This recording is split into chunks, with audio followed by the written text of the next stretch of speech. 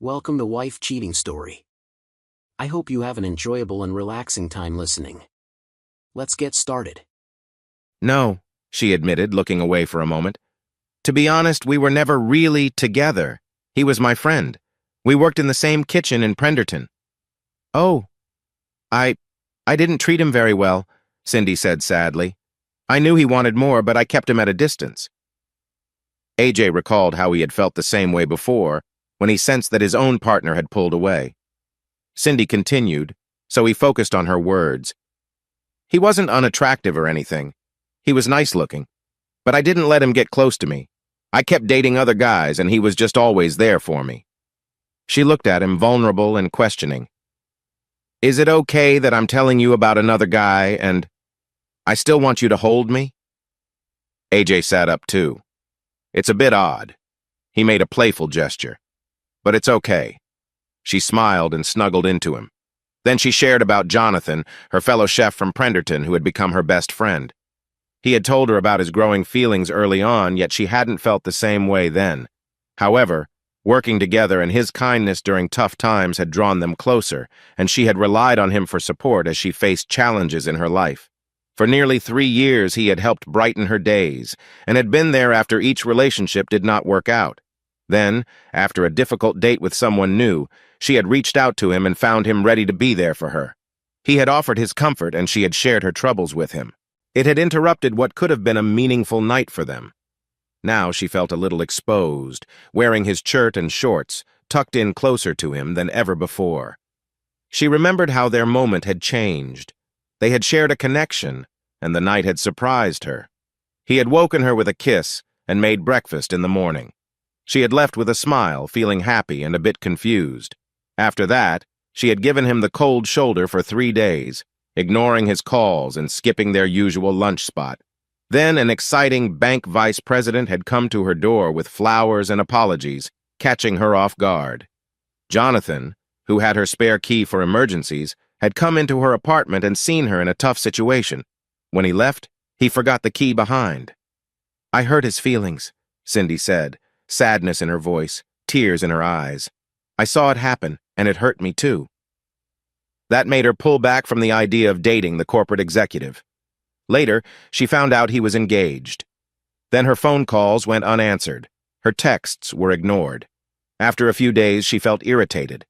Jonathan had no right to expect her to respond. Why had he entered her home without permission? A week went by, then another.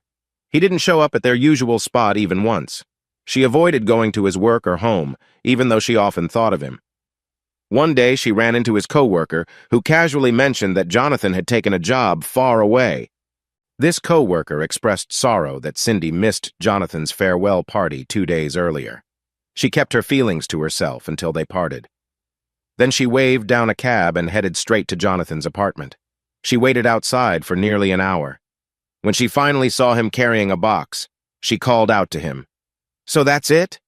She said, feeling frustrated. You're just going to leave without talking to me? That's all our friendship meant to you? I wish it were different, but I want more than this, he said. And now I know for sure that it's never going to happen. She insisted she was confused after their close moment and didn't want to risk their friendship. He shrugged and said that the friendship she valued was never what he truly wanted. He cared for her a lot, and decided it was better to have her in his life than not at all. She said she was willing to try. That was when he told her he wasn't ready. I won't be your option, Cindy. I deserve more than that. Being with you is hard for me. It has been for a long time. Now thinking of you just causes me pain, he shared. I should have walked away 2 years ago. She tried to apologize and convince him to stay, but he simply walked away, ignoring her pleas.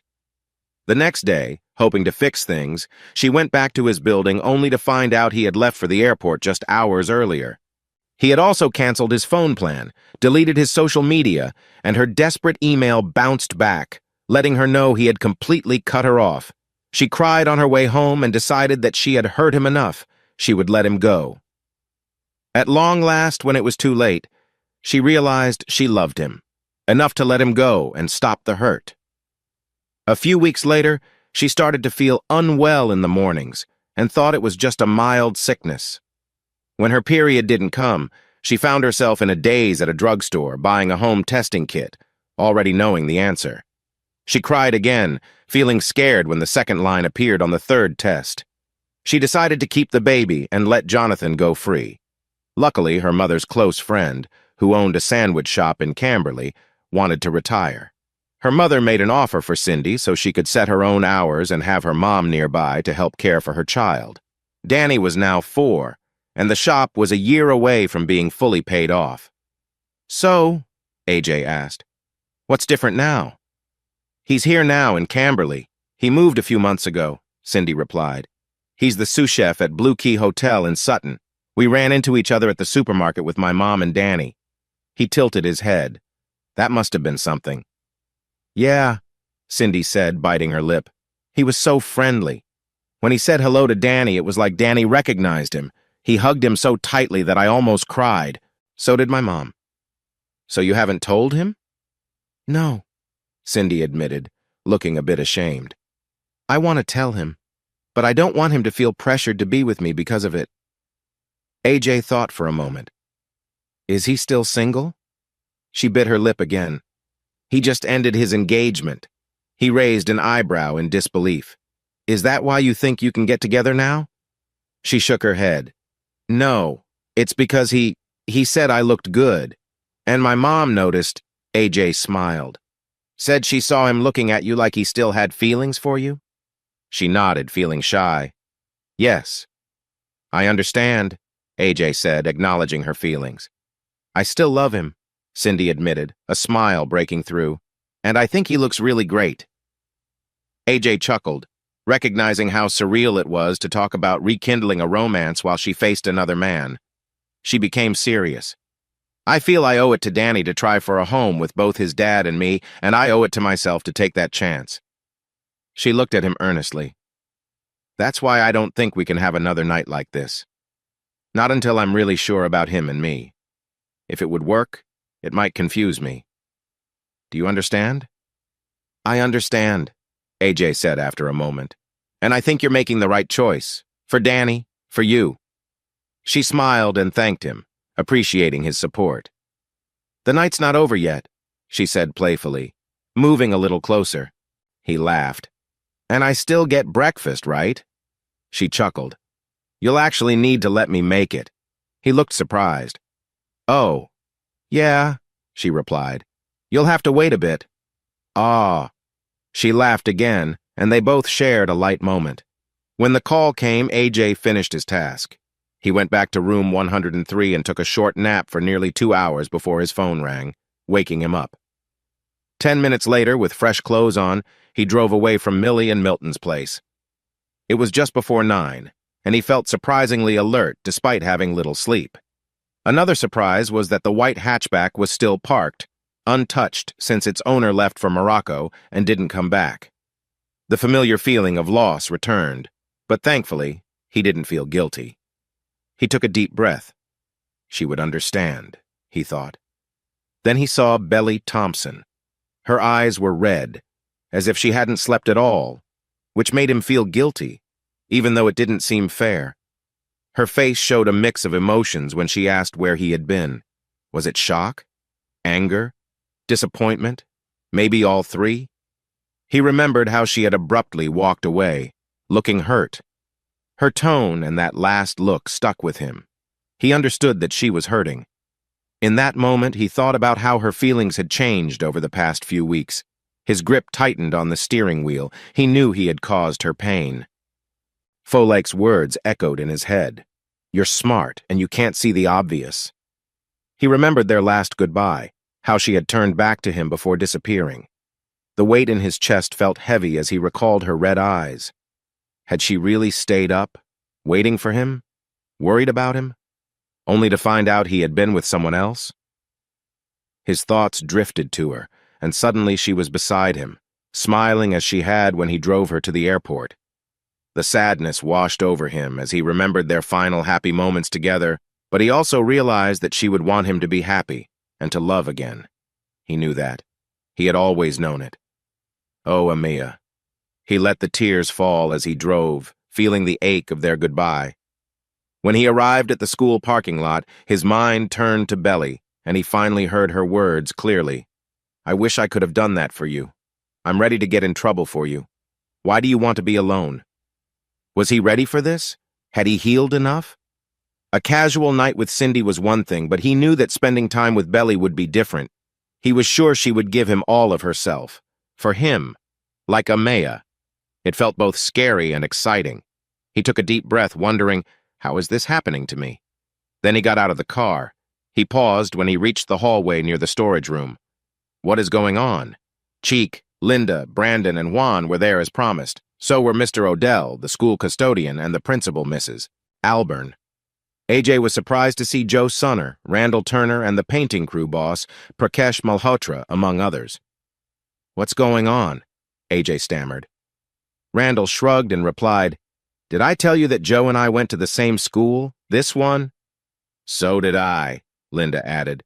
Sharon Alburn rushed to hug AJ, tears in her eyes. "I can't believe you're doing this." "Hey," Joe Sunner said, smiling with his daughter beside him. "McMasterson helped me.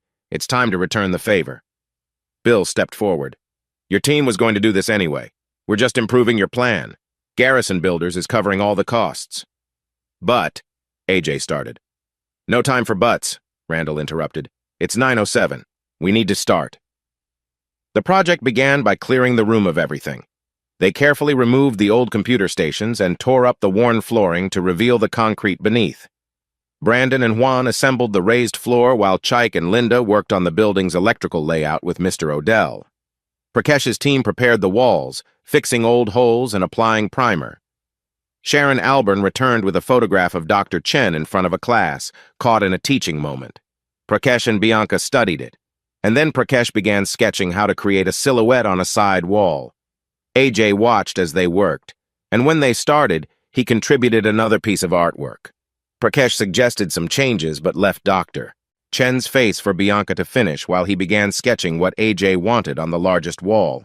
The raised floor came together section by section, creating a clean space beneath for power and network connections.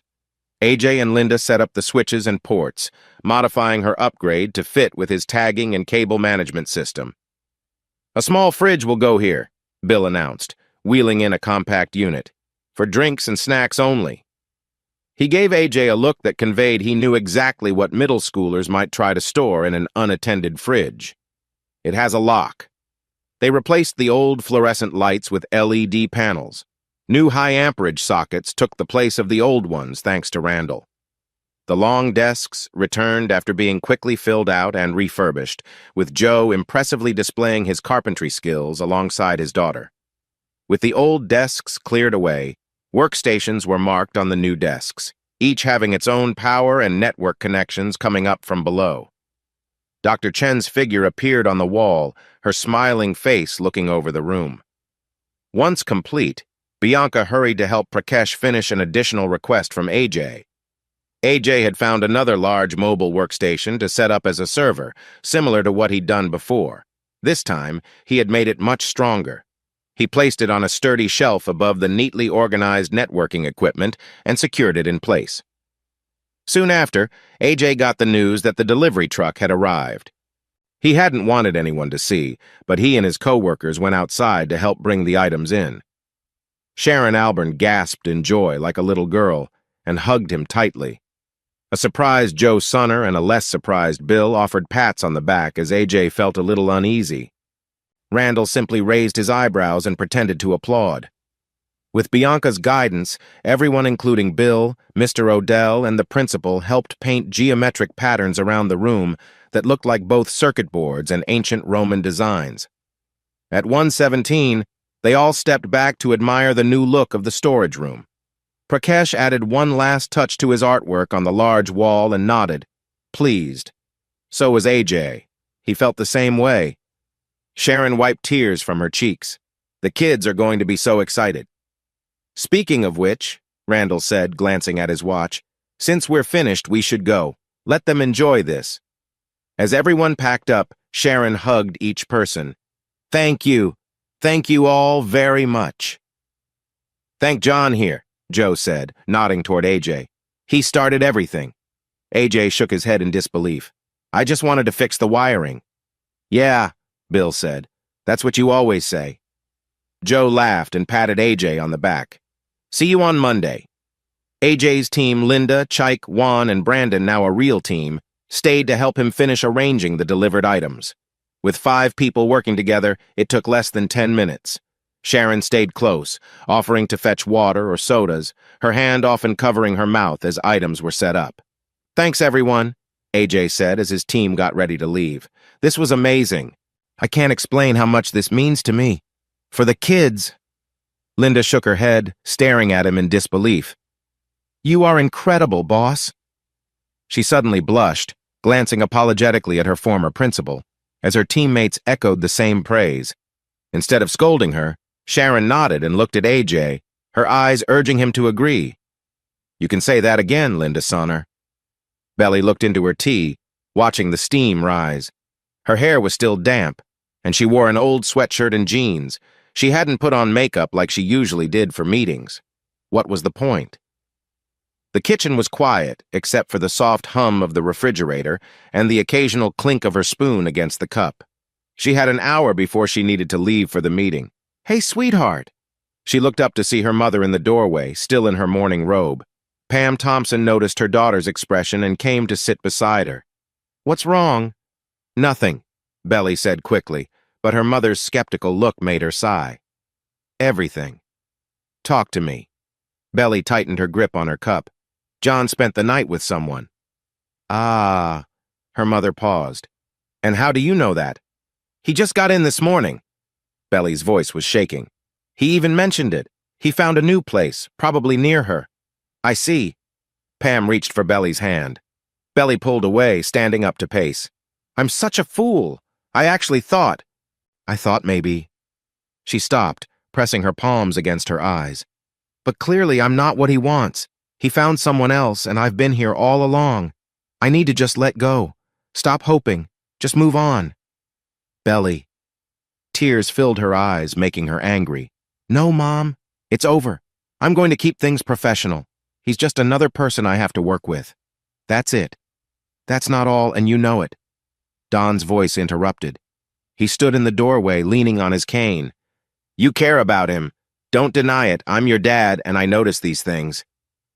Belly bit her lip, the anger fading away. Okay, fine, I care about him.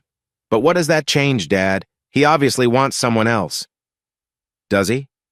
Don raised an eyebrow. Or did he just need comfort for one night because he felt lonely? Don, Pam cautioned. But I was here. If he needed someone, I was right in front of him, she said, growing frustrated. Then she felt embarrassed about what she was saying to her father. He gave a small smile. Have you ever really told him how you feel? Men can be pretty clueless about hints. Pam chuckled, muttering, You can say that again. I've kissed him, Dad, Belly admitted. 3 times. Don shrugged. Even so, what if that was just a moment? Amia fell for him after just one night. I care about him deeply, and he hasn't even... Belly's voice trailed off. John wouldn't be drawn to just anyone. She must be special. He's different. Yes, he is, Don agreed. He is one of the best, kindest, and most caring men I've ever known. That's exactly why I think you should stand up for him and not give up without showing your feelings. She bit her lip, staring at her cup of tea. Honey, her father continued, I loved Amia. We all did. Amia was a wonderful girl, and I was happy for him to have her in his life. But I must admit I wished you were there instead. If I had to choose a man for my daughter, it would be him. Belly looked at her cold teacup. I have to go. I'll be late for the club. She grabbed her bag and walked toward the door, ignoring her mother's worried look and Don's frustrated sigh. Her mind was made up. She would keep a professional distance. She would work with him, support the coding battalion, and protect her own heart. She got into her car and started it, but she sat there for a full minute before shifting into gear. It felt like the only sensible choice, she decided, wiping her eyes as she drove away. As she drove, she noticed an empty spot and frowned. Where was Amaya's car? 3 cars were leaving as she arrived. She only recognized Gloria Martinez's minivan, which had just dropped off Ricardo. Next, she frowned again at the sight of the battalion gathered in the main hallway, looking lost because Norm Odell was blocking the door to the coding lab. Despite his serious look, the custodian seemed excited, barely able to contain a smile. It turned out she was the last one to arrive, just as Ricardo limped in. "Good. With Miss Thompson, we have everyone," John said dramatically as he stepped out of a classroom. "Attention, everyone." He wore a long purple cape, fingerless gloves, and a beret with a purple feather, which she couldn't quite see. He should have looked silly, and the kids actually laughed when he twirled the cape. But he had their attention, and he had hers too. Annoyingly, her heart raced when he smiled at her. She stopped herself from smiling back, nodding instead. "Ladies and gentlemen of the McMasterson Coding Battalion." John began with a formal tone. "By the end of this week, we will show everyone our coding skills." "He's amazing," Sharon Alburn said, appearing beside her. "Thank you for bringing him to us." Belly frowned again. The calm principal she knew was now giddy with excitement, bouncing with energy. "Who?" she asked, pretending not to know. Sharon looked at her wide-eyed. "John!" Then she smiled like she had a secret. "You have no idea, do you?" "About what?" But Sharon shook her head, grinning. "No, I'll let it surprise you." Belly remembered he had tried to tell her about a surprise before she walked away that morning. She was curious, but knew she needed space. John finished his speech. "Now, let us go to our base." Norm Odell grinned wider and stepped aside with a bow, letting John lead the group of eager kids to the makeshift coding lab. Belly followed behind with the principal and custodian, wanting to keep her distance from him.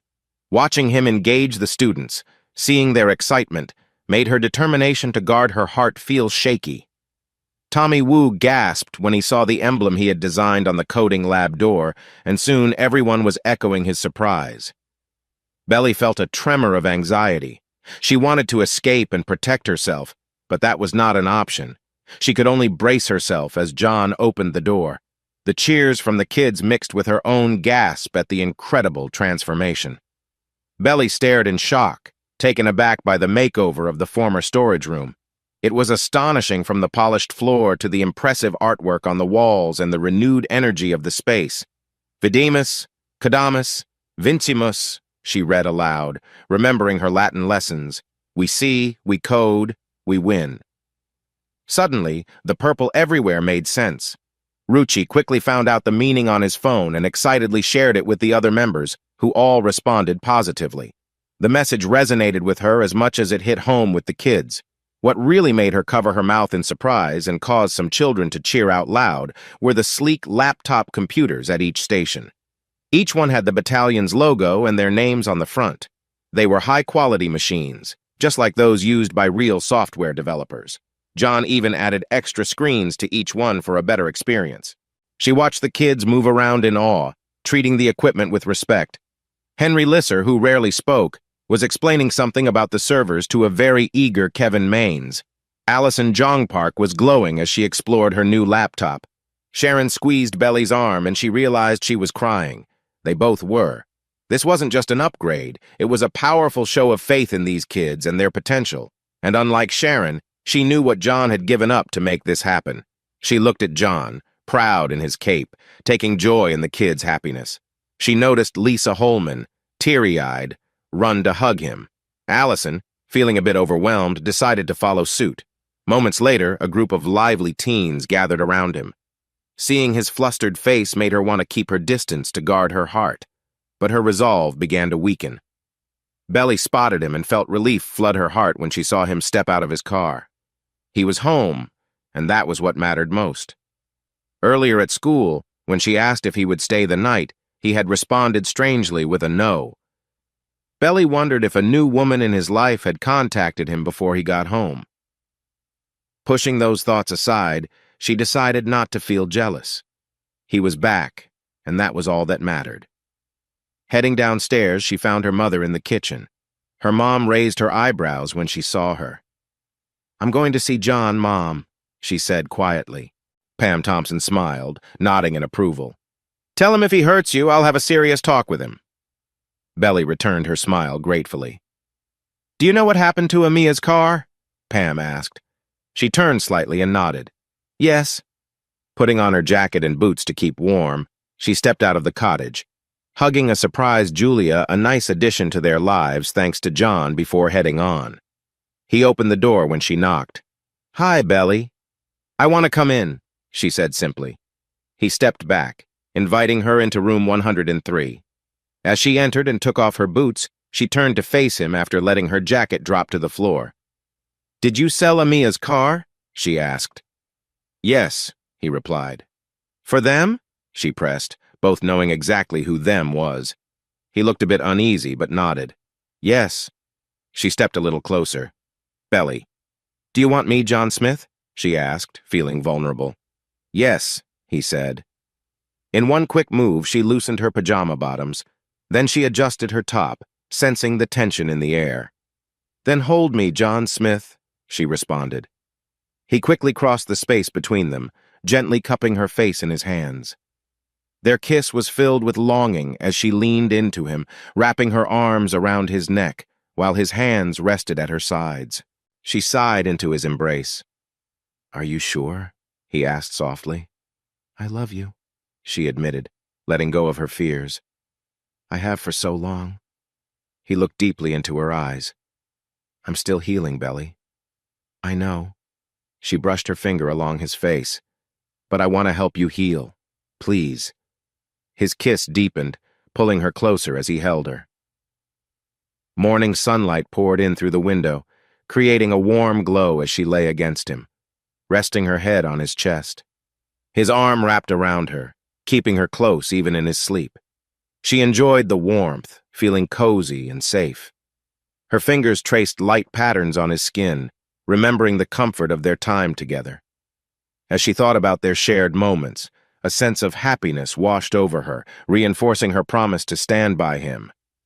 Watching him sleep, she remembered the struggles they faced, vowing silently to support him through everything.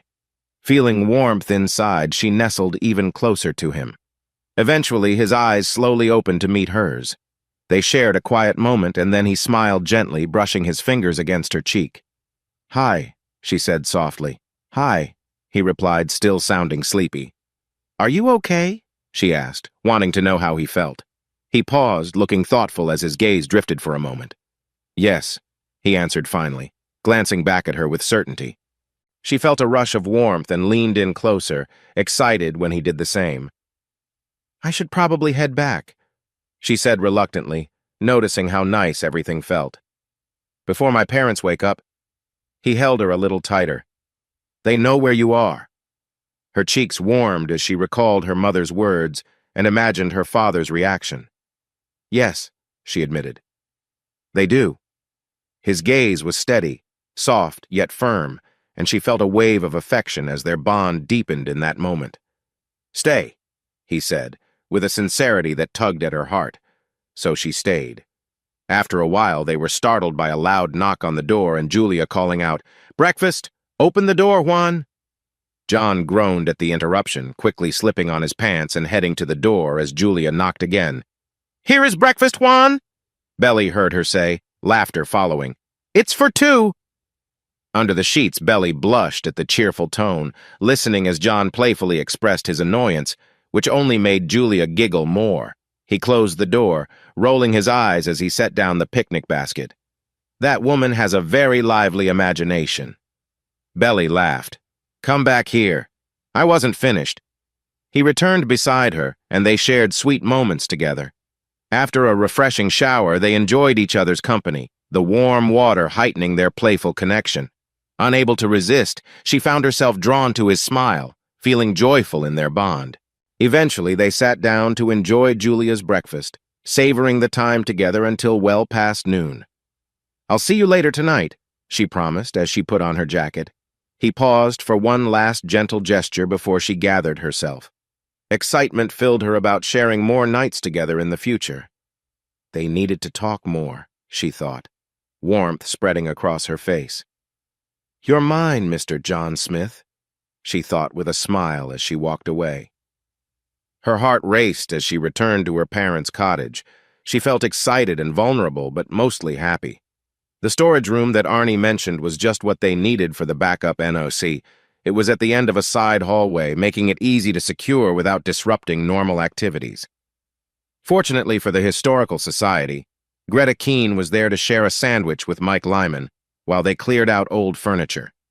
She spotted some items and paused mid-sentence. "Stop! Stop!" Greta called to the movers. The two men, holding what seemed to be an ordinary desk with a broken leg, halted. "These are original pieces from Bosworth Office Works, from when the building opened," she said excitedly. "Greta, what are you talking about?" Mike asked as he joined her. "Look at the brass fittings," Greta pointed out. "And the stamp underneath, see? This is museum-quality office furniture." Mike watched her with a smirk as she became more animated with each find. "The Society has been searching for more of Bosworth's work for years," she said, running her hands over a large cabinet. "This is a complete set." "It's also really heavy," one of the movers remarked. "Sorry, please put it down carefully," Greta said, then turned to Mike. "Can we restore and use these pieces here?" "It would be perfect." "That's up to you," Mike replied. "But wood in a server room?" "Sorry, Greta, not this time." "We could just give them to your team to fix up," Mike suggested. "And you can place them where you want when we're finished." Greta's face lit up. "Really? You'd do that?" Mike smiled at her enthusiasm. "For a price." "What price?" she asked with suspicion. "A burger," Mike said with a playful grin. "A really good burger with cheese and onions. Not this salad stuff." Greta crossed her arms, pretending to pout. "And," Mike added, smiling even more, "you'll have one, too." AJ went off to the now-empty storage room to set things up, leaving Mike and Greta to settle their differences over food. He sensed that garrison renovations had won the favor of the Historical Society. AJ looked around the empty storage room with Linda and Chike. The space was perfect, already having 2 large air conditioners and easy to secure. The strong brick and concrete would help regulate temperature. "The main service panel is just down the hall," Linda pointed out, checking the building plans. "We can make a direct connection for dedicated circuits." "And look at this, boss," Chike said after placing down some equipment. He pointed to the high ceiling. "We have plenty of room for overhead cable runs." Juan and Brandon entered with more equipment. "What do you think?" AJ asked. "Do we really need a raised floor here?" Brandon wondered. "We have enough space for cable ladders. We could run everything above. The walls would work for mounts." AJ shrugged. "You're in charge here. Make a decision." They chose not to install the raised floor and began working on the overhead trays and cable runs. Chike led the team while AJ helped as needed, letting Linda take the lead on cable management. He watched as Linda and Juan powered up both racks and checked each component. There was a cheer when the final green light appeared on the screen. Next, they needed to connect both NOCs, run fiber optic cables between the buildings, and set up IDFs. But that was for later. Amazingly, they were ahead of schedule. They planned to work with the electrical crew, but Randall had said they wouldn't be ready until the next day. "So," Juan asked as they were leaving the building, feeling pleased with their progress, "when is this coding battalion competition?" "This Saturday," AJ replied, feeling tired. Prakash, Bianca, and Randall had already checked in. Everyone involved in the coding lab received a thank you card signed by all members of the battalion, boosting their commitment to the team's success. "Tell them to do great," Linda encouraged. "They will," AJ promised.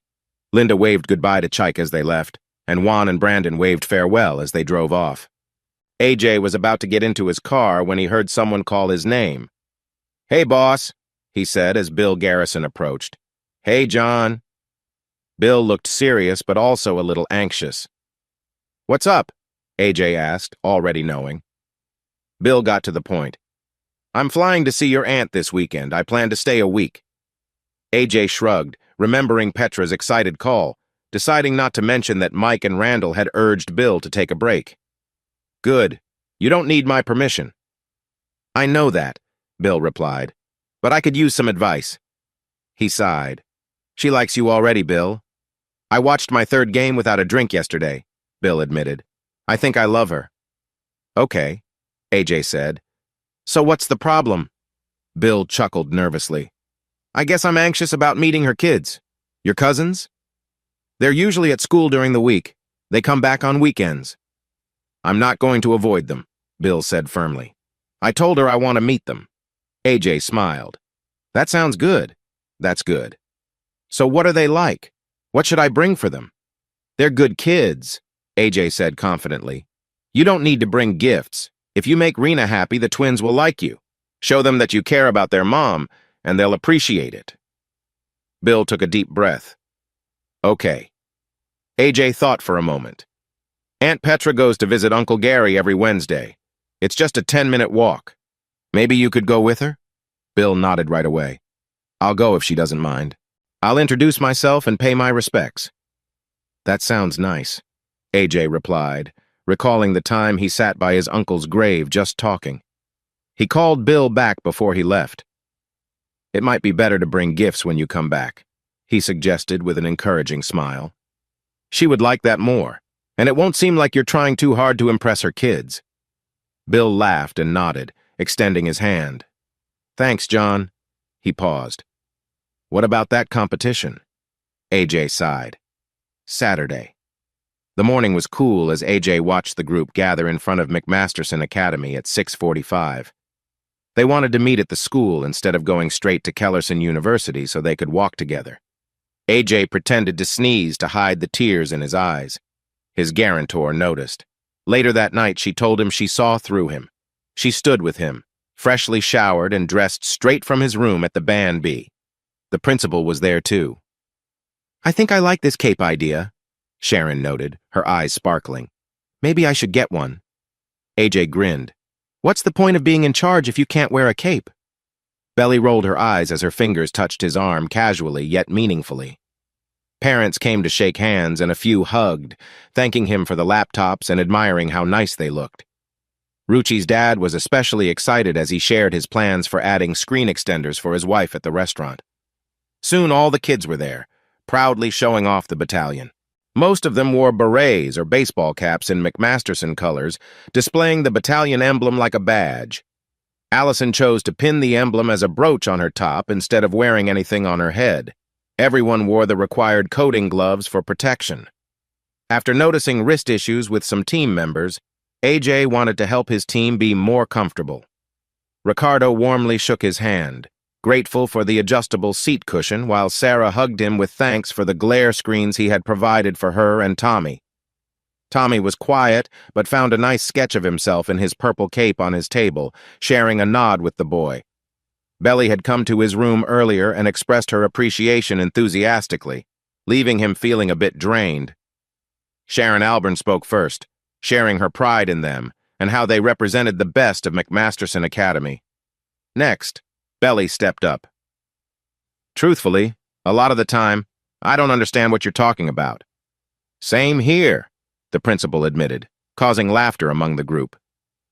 But what I do know is that you've already won, Belly continued. Not just with your skills, but with how you've come together as a team. Dr. Chen would be proud of you all. She paused. How do I know this? She revealed a tablet with Dr. Lydia Chen's video message ready to play. She told me. AJ was just as surprised as the battalion. Belly gave him a knowing wink. Hello, everyone, Dr. Chen began, smiling. Miss E. Thompson sent me pictures of your new team space. Her eyes sparkled. Very impressive. And remember, I'm always watching, so no slacking off. Nervous laughter spread through the group. But Miss Thompson also sent me your code. Dr. Chen's expression turned serious. And I must say, your work is incredible. Your documentation, testing protocols, teamwork. She paused. You've accomplished more than I ever expected. I am so proud of you. Tears welled up on many faces, including her own. And Mr. Smith. Dr. Chen's smile grew wider. Thank you for believing in my kids, for helping them believe in themselves. He caught Belly looking at him with pride, her previous intention of keeping their connection private briefly forgotten. He smiled back, reminding himself to hold back any tears. Lydia Chen continued. Now go show them what the McMasterson Coding Battalion can do. Vidimus, Cadamus, Vincimus. As the screen went black, there wasn't a dry eye among the battalion. Even Henry was wiping his face. AJ stepped in front of them, holding 2 folded capes. "Step forward, Henry Lisser and Allison Jongpark." The 2 teens stepped forward, looking a bit unsure. Allison managed to steady herself just before he spoke again. "Every group needs leaders, and we do too." He focused on Henry, offering the blue cape. In the Roman legions, the primus pilus was the top centurion, responsible for leadership and team coordination. "That's your role today, Henry Lisser." His teammates cheered and clapped. Henry's surprise was clear as he accepted the cape, his fingers shaking as he fastened it. The Optio was the second in command, in charge of maintaining quality. AJ extended the red cape to Allison. "Allison Jongpark, this is your role today." She stood taller as she accepted the cape, her teammates applauding her while Henry helped her secure it. "These roles will rotate," AJ explained. "Each of you will have the chance to lead and uphold our standards." "These are your leaders for today," AJ announced. "The bus has arrived," Sharon said softly, her eyes shining with emotion. "Vidimus, Kodamus," AJ began. "Vincimus!" shouted Henry and Allison, joined by their teammates in an enthusiastic echo. Henry felt the need to repeat, "Vidimus! Kodamus!" They all answered together, "Vincimus! Vidimus! Kodamus! Vincimus!" Norm Odell drove them away while Sharon Alburn waved joyfully behind. They quickly settled in their team area in a corner of Kellerson University's main auditorium. The capes worn by Henry and Allison caught people's attention, but the laptops with 3 screens were even more impressive. Each team member was given a random number to keep things private during the first testing phase. Individual scores would count towards the team's overall score in the beginning round. "Remember," AJ said as they gathered, "we made our style guide for a reason. Comment your work. Use the naming rules. Keep it clean." "Vidimus Kodamus Vincimus," Tommy whispered. The others nodded in agreement. Their first task seemed simple, write a function to handle student grades. AJ watched as his team immediately started documenting their steps before writing any code. Allison teamed up with Josh for the first round, and AJ noticed she was letting him take the lead rather than stepping in herself. Their practice had paid off. She was becoming a great supporter. As the challenges continued, the tasks became more complicated. Each team had to create more advanced systems: student registration, course planning, and grade calculations. But the real test was how those systems worked together. AJ saw Kevin and Lisa working side by side. Lisa's missing finger didn't hold her back as she spotted potential issues in Kevin's code. When their terminal beeped with test results, Kevin's small smile said it all. "Look at him go," Belly whispered, standing close enough that he could feel her warmth. "He's completely focused." She was right. Kevin was so involved in the code that he forgot about everything else. The same was true for Henry, who was now supporting Ricardo, confidently pointing out issues on the screen. Sitting on his cushion, Ricardo seemed to push back at times, but eventually he nodded and typed in a fix, earning a thumbs up from Henry. When their results came in, the boys celebrated with fist bumps, and Ricardo snapped a salute to AJ, making him smile awkwardly. The judges moved from station to station, taking notes. One paused at Allison and Maria's terminal, his eyebrows lifting as he examined their code. AJ understood why they were using the battalion's standard formats and commenting style. "Your team's code is very well organized," the judge told AJ during a break. "They're sticking to their style guide," AJ replied.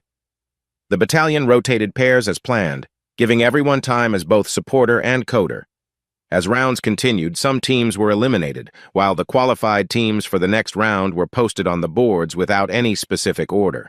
Their name appeared each time.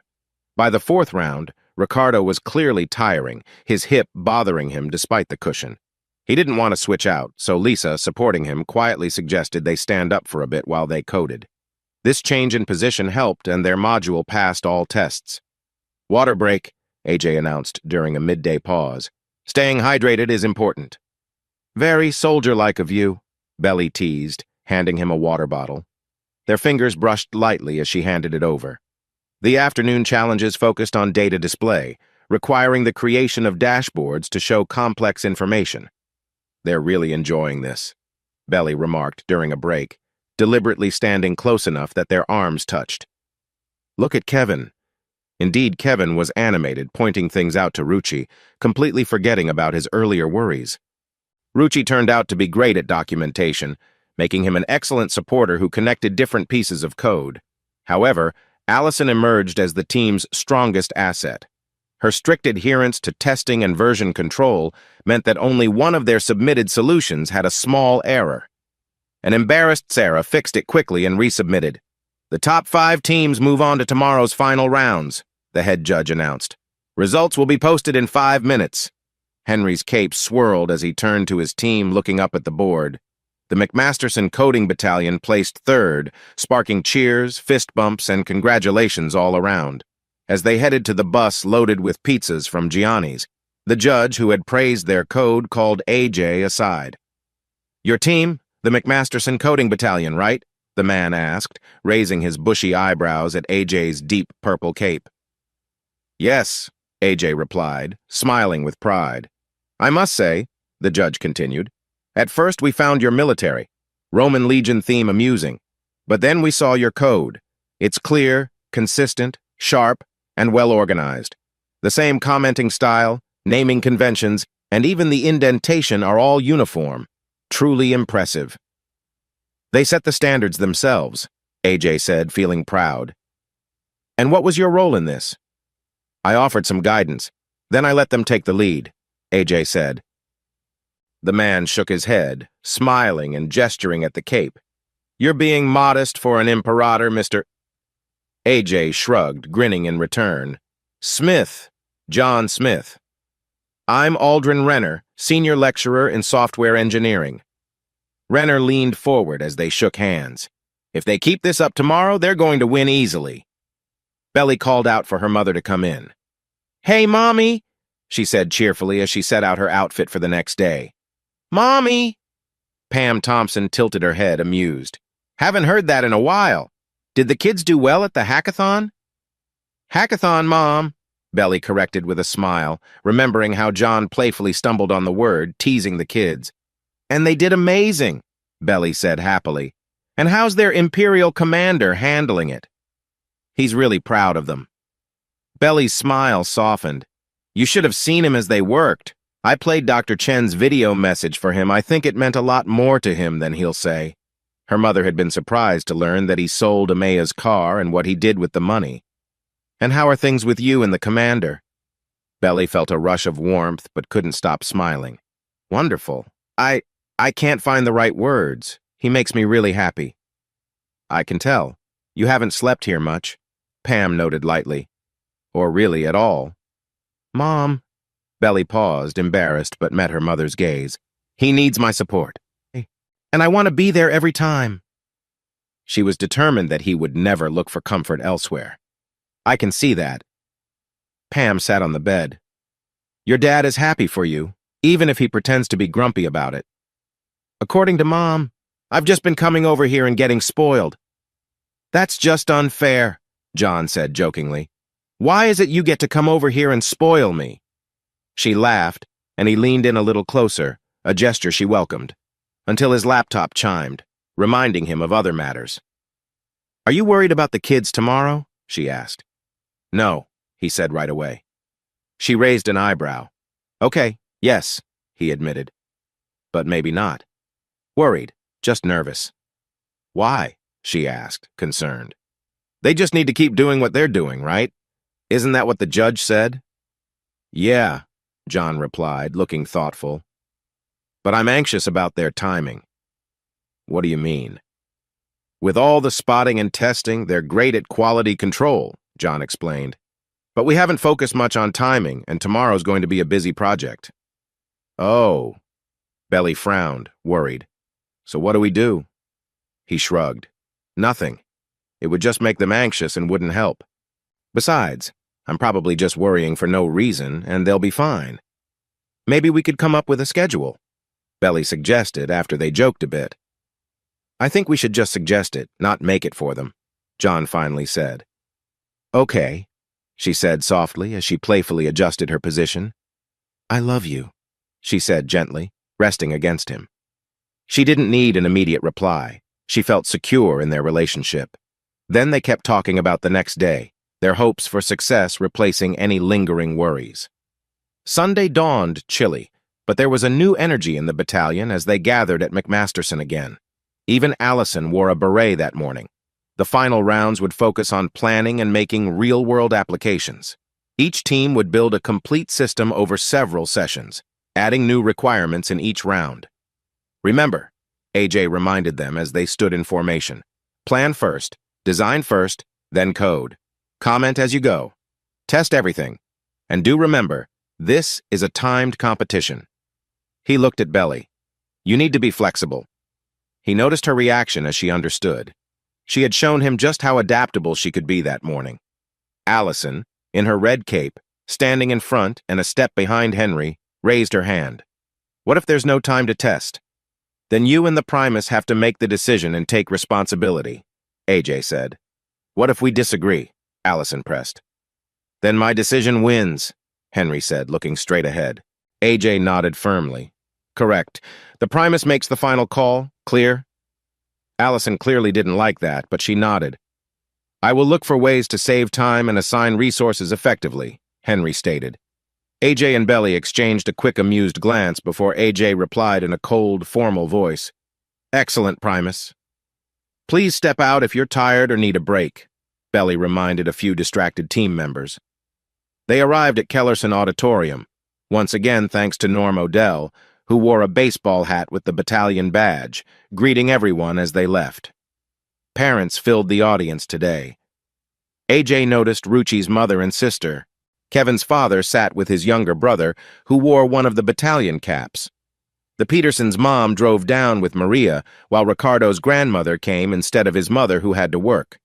The berets and cap badges, Sarah as the standard bearer, not to mention Henry and Allison's capes, had brought some smiles the day before. Now, with the submitted code from the previous day displayed, everyone was looking at them with admiration. The battalion's challenge was revealed. Design a school library management system. AJ watched as his team immediately fell into their comfortable rhythm, planning, designing, and breaking tasks into manageable pieces. Ruchi and Kevin took the first shift, with Henry quickly assigning teams for different jobs. Their fingers flew over keyboards as they set up the core components, most already building on the foundations they had worked on before. Josh and Maria began creating the database interactions, while Tommy and Sarah focused on the user interface design, ensuring accessibility for everyone. Ricardo and Lisa worked on improving their search system. Jake stepped in for his brother while Henry kept an eye on their work. Primus was there to watch over things, while Allison helped out wherever needed.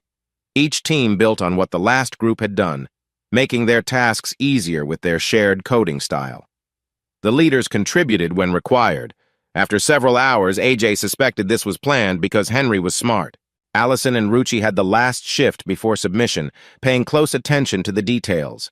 The battalion had worked through their tasks smoothly, making their system more advanced with each new request. There was one last task left, adding a mobile component. With only 10 minutes left on the clock, Kevin and Lisa finished coding it. We need to test it before we add it, Allison said from her spot, her voice tense. We always test everything. That's our rule. AJ saw Henry squint as he thought quickly. The code looked good, but they had never skipped testing. Run the tests, Henry said calmly, surprising everyone. But save a version as a backup and submit if the test isn't done in time. Ruchi got to work, with Allison watching. The rest of the battalion waited nervously as the tests ran. With 2 minutes remaining, it caught a problem that would have affected the mobile component. Should I fix it? Ruchi asked, glancing back and forth between Henry and Allison ready to type. Yes, Henry replied firmly, even as Allison let out a breath of relief. Vidimus. Kodamas, Ruchi responded, fingers flying over the keyboard. As the countdown ticked away, they scrambled to correct the mistake. Other teams were submitting their work, their screens going dark. Finished, Ruchi called out. Test again, Henry said, surprising everyone again. Allison wasted no time starting the test. 30 seconds, Jake shouted. Come on, Allison whispered, hoping. 10 seconds, Tommy warned. Ruchi, Henry said. Don't submit yet. The countdown hit 0. AJ took a deep breath as Belly held his hand. Henry remained silent. The tests were still running. Then suddenly, the result appeared. No problems detected. "Submit," Henry ordered. Rucci pressed the submit button. They were 17 seconds late. Their screen went dark. Silence hung over the battalion's area. Rucci and Allison sat still, staring at the blank screen. "I'm sorry." Allison's voice shook. "I was wrong." "No," Henry replied. "It was my choice." Kevin took a step forward, eyes watery but firm. "No, the error was in my code. If I hadn't—" "No, Kevin," Lisa said gently. "We always test and fix. No one is perfect." "We test everything," Henry said, turning to face the group. "That's our standard. We don't submit flawed code." Maria stood beside him. "Yes." Tommy and Sarah nodded while Ricardo and Josh agreed. AJ felt Belly's hand grip his as they watched their team come together instead of breaking down. He squeezed back. "Best teammates ever," he whispered to her.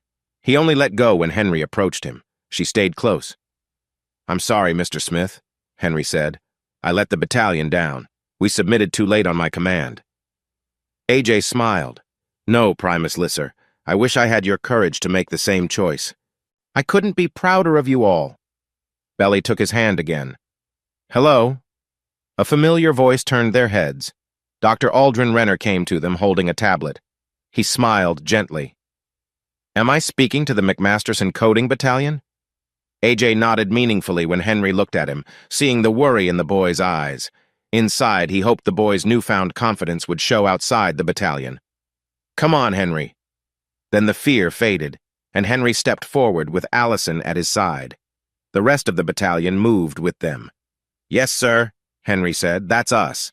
I'm Dr. Aldrin Renner. I teach at Kellerson. I'm a judge and vice chair of the hackathon this year." He glanced at them, looking regretful. "Unfortunately, your submission was 17 seconds late. You're disqualified." Belly leaned her head on his shoulder, and AJ saw tears brightening her eyes. "Dr. Renner, sir," Henry said softly. "The late submission was my decision." "You're the leader? The Primus Pilus?" Renner asked. Henry nodded. "Yes, sir." "I agreed with him," Allison piped up. "I'm the Optio." Renner looked at his tablet, then back at AJ, meeting his gaze before turning to the team. "May I ask why?" "We found an important error during final testing," Henry explained clearly. "We fixed it and ran the tests again." "We couldn't submit untested code," Allison added. "That's not how we operate." Renner's eyebrows lifted. "Even knowing it could disqualify you?" "The battalion has standards, sir," Henry said. "We test everything.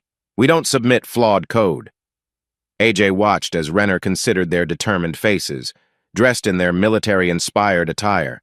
He noticed their motto, held proudly. Then he read it. Vidimus codamus vincimus. He smiled as he understood. "We see, we code, we conquer." "Yes, sir," Allison affirmed proudly. "So you detected the error?" "Yes, sir," Allison explained. "In a situation where someone switched accounts while clearing the cache, the whole mobile interface could have become unstable," Kevin added from behind them. Renner observed the group before turning back to the leaders. "So you decided to solve the issue, even if it meant missing the deadline?" "It's better to do the right thing than to finish something wrong," Henry responded clearly. "You know that we look at more than just the final outcome, right?" Renner asked softly. "We assess your design, your notes, the quality of your code, how well you manage resources, and not just whether it works." Henry took a deep breath, clearly struggling with this. And just as AJ was about to speak, Allison surprised everyone by reaching out to hold Henry's hand. "I accept full responsibility," Henry said after a moment, his voice trembling a bit. "We all take full responsibility," Allison corrected him. The entire team shared this feeling. Aldrin Renner smiled. "You may not win, but I want you to stay for a moment. The judges and I would like to talk to you." With that, he walked away. Belly, with tears in her eyes, whispered something to Henry. The team stood together, keeping their heads high, as other groups received their awards. Despite their disappointment, they applauded. Henry and Allison's colorful cloaks stood out in the crowd as third, second, and first places were revealed. Many more of their parents had come, including Ruchi's father, as well as Maria and Lisa's parents. Allison's dad came with her grandmother, and 2 teachers walked alongside Sharon Alburn. After the Lancaster Preparatory Programmers Club accepted their first-place prize, the chief judge, a respected woman with silver hair, approached instead of taking her seat. "Before we finish, there's something important that the judges want to share," she began. "Throughout this competition, we have been looking at not just functionality, but also at professional habits like how well you document your work, the quality of your code, and how you test your projects." She paused, focusing her attention on Henry's team. One team stood out for their exceptional professionalism. Their documentation was thorough, their version control was perfect, their teamwork was excellent, and their testing was very detailed. They even decided to miss the deadline rather than lower their quality. The audience buzzed with excitement. By now, you've all seen their code from yesterday's rounds. The clarity and quality of their work have raised the bar for what we expect from young developers. The chief judge smiled at the team. What sets them apart is that, although their final submission was 17 seconds late, it is a fully functional library management system that could be used in schools with just a few minor changes. This isn't merely a competition entry, it's a professional product. She turned to the audience. "Please join me in recognizing the McMasterson Coding Battalion." The applause started slowly, but grew as other teams and their families stood to cheer. The battalion stood still, amazed and happy as their parents shouted with joy. AJ tried to stay calm as he watched Kevin beam with an enormous smile while his mother hugged him tight, and Sarah stood firm as her father lifted her off the ground in a big hug. Sharon Alburn began to cry, while Norm Odell enthusiastically raised his arms in celebration. 15 minutes later, the battalion stood respectfully as the judges approached their area. Their parents were there, chatting excitedly but quieted as the judges arrived. Along with Dr. Renner and the chief judge, there were 5 others dressed in smart, casual clothing. "I'm Dr. Eleanor Matthews, Dean of Computer Science here at Kellerson," the chief judge introduced herself. "I'm Ralph Beaumont," another person said. "I teach software engineering at Endley University." "I've read your book," Kevin exclaimed. "Now I like you all even more," Beaumont replied, causing everyone to laugh. "We would like to talk about your future," Renner said. The team exchanged unsure glances. AJ nodded to Henry, who took a deep breath and stepped forward, with Allison naturally beside him, their cloaks gently catching the light. "Your code quality is impressive," said a balding man in a blazer. "I'm Tony Dresden, the lead developer at Nexus Games. We'd like to offer internships to you. Real work, not just coffee runs." "Jessica Wong from AppCore," another woman introduced herself. "We're interested in helping support your program with equipment, software licenses, or anything else you need to keep nurturing talent like yours." A man in his 30s joined in. "David Parker from Quantum Solutions. We would like to offer internships as well as possible scholarships for when you're ready for college. Your documentation practices place you ahead of most upper-level students in computer science." "And speaking of schools," added the 4th professional, "I'm Marcia Rivera from Educational Software Systems. We're keen on developing your library management system further, with your team's input, of course." The astonished expressions on the faces of the battalion, their parents, the principal, and the teachers would have seemed funny if AJ hadn't felt the same surprise on his face. Matthews beamed. "Always choose quality over speed. That's the lesson here. You did an excellent job." She looked at the adults. "You should be very proud of them. I know I am." "And speaking of competitions," Renner interrupted with a smile, "I'm on the board of the Regional Code Challenge for high schools and universities. Your entry today has earned you an invitation." He paused, his eyes twinkling. "Though you might want to work on your time management." The team laughed, the tension finally easing. "So, Imperator?" Renner asked AJ. "Will we see you at the challenge?" "It's in 2 months." "It's their choice," AJ replied, holding Belly's hand. "But I think they're ready for anything." Henry looked at his team, seeing their surprised smiles. He stood tall, feeling the confidence that had helped him during the competition. "We accept, ma'am." His voice was strong. "The battalion will be ready." Henry turned to his team. "Vidimus! Kodamus! Vincimus!" The team shouted back, their voices echoing in the auditorium. The judges smiled, took photos, and shook hands with everyone before saying goodbye. As they left, Renner turned back. "Oh, and bring the capes. I've grown to like them." Beaumont laughed. "I'm definitely wearing a cape to class tomorrow." AJ chuckled and swung his cape around, prompting Henry and Allison to join in, causing everyone to laugh. Later, everyone was invited to a celebratory dinner at the Nanjiani's restaurant. "We're using our capes tonight," Belly whispered in Henry's ear. Belly woke up feeling Henry's gentle breathing on her neck. She felt warm and safe in his embrace. Was he awake? She wondered. She moved a little and felt the warmth between them. Then she felt his lips lightly touch her shoulder, wrapping her in a familiar comfort. Quietly, she took his hand, feeling a spark as their fingers intertwined. "Hey," he said, recognizing her touch. "Hey," she replied softly. "Why are you awake?" "Why do you think?" he asked playfully, pulling her a bit closer. She smiled. "I thought I was the only one awake." "Maybe both of us are," he said, meeting her gaze. "Do you know you often look thoughtful when you sleep?" he asked her. "I do not." "Yes, you do," he insisted with a smile. She giggled. "Maybe it's because I'm dreaming of you." His warm gaze met hers, filled with understanding. "Why dream?" he suggested, their eyes sparkling with affection. "Just being close to you feels special," Belly said, leaning in a bit closer. They shared a quiet moment, eyes locked and hearts connected. "Come closer," Belly gently urged. He shifted so they could enjoy a nice embrace. She felt happy as his warmth surrounded her, deepening their connection. It amazed her how much joy she found in just being near him. After the restaurant celebration, she felt a strong desire to be with him, guiding him to his room with excitement. She treasured their moments together, enjoying the thrill of their bond. "Keep your cape on," she playfully challenged as they took their next step. She embraced the feelings that filled her as they shared that moment together. "I'm so glad to have you in my life," she whispered, before feeling sleep's warmth settle over her.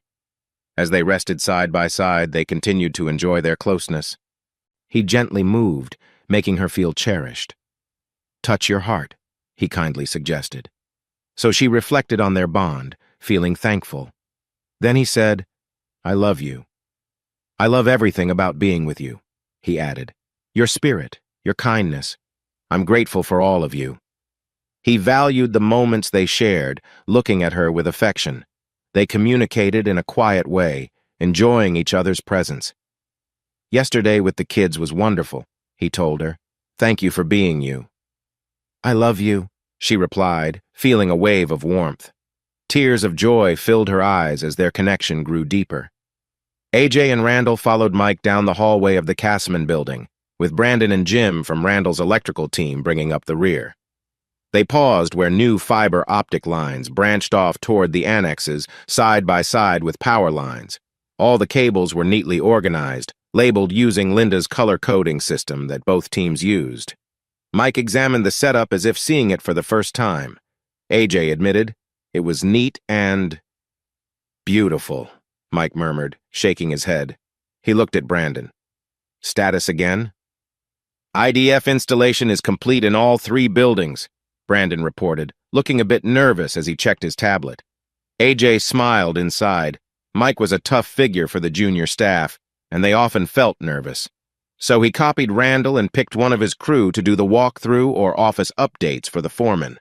Everyone felt a bit anxious, even Linda, despite knowing Mike as a family friend for years.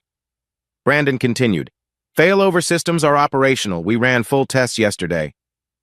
We found more original paths than expected for the vertical runs," Randall said. "Saved us time." "Floor distribution?" Mike asked, looking at a junction box. "Complete on levels 1 through 3, AJ said. "Starting 4 tomorrow. We're on schedule with the horizontal runs to workspaces." Mike nodded, watching the basement ceiling where they managed to use existing pipes for most of the installation. Only a few sections needed new paths through the attic. "What about that connector issue in Annex 2? "Fixed," Jim from the electrical team said. "We received replacements yesterday." "And Martinez?" Mike asked, changing the topic. 8 stitches, Randall replied. The metal wasn't smooth. The doctor says he can return next week for light duty. Mike shook his head, looking concerned. That metal always causes problems. He made a note on his tablet. I thought cutre-resistant gloves were required. His gloves needed to be replaced, Jim explained. Just bad luck, Mike replied. Messed up our streak, someone said. Didn't mess up Martinez's sense of humor, though, Jim added. He asked if workers' comp covered manicures. Mike shot him a glare, and Jim quickly stopped talking. Then, just as AJ thought, Mike chuckled. That's actually funny.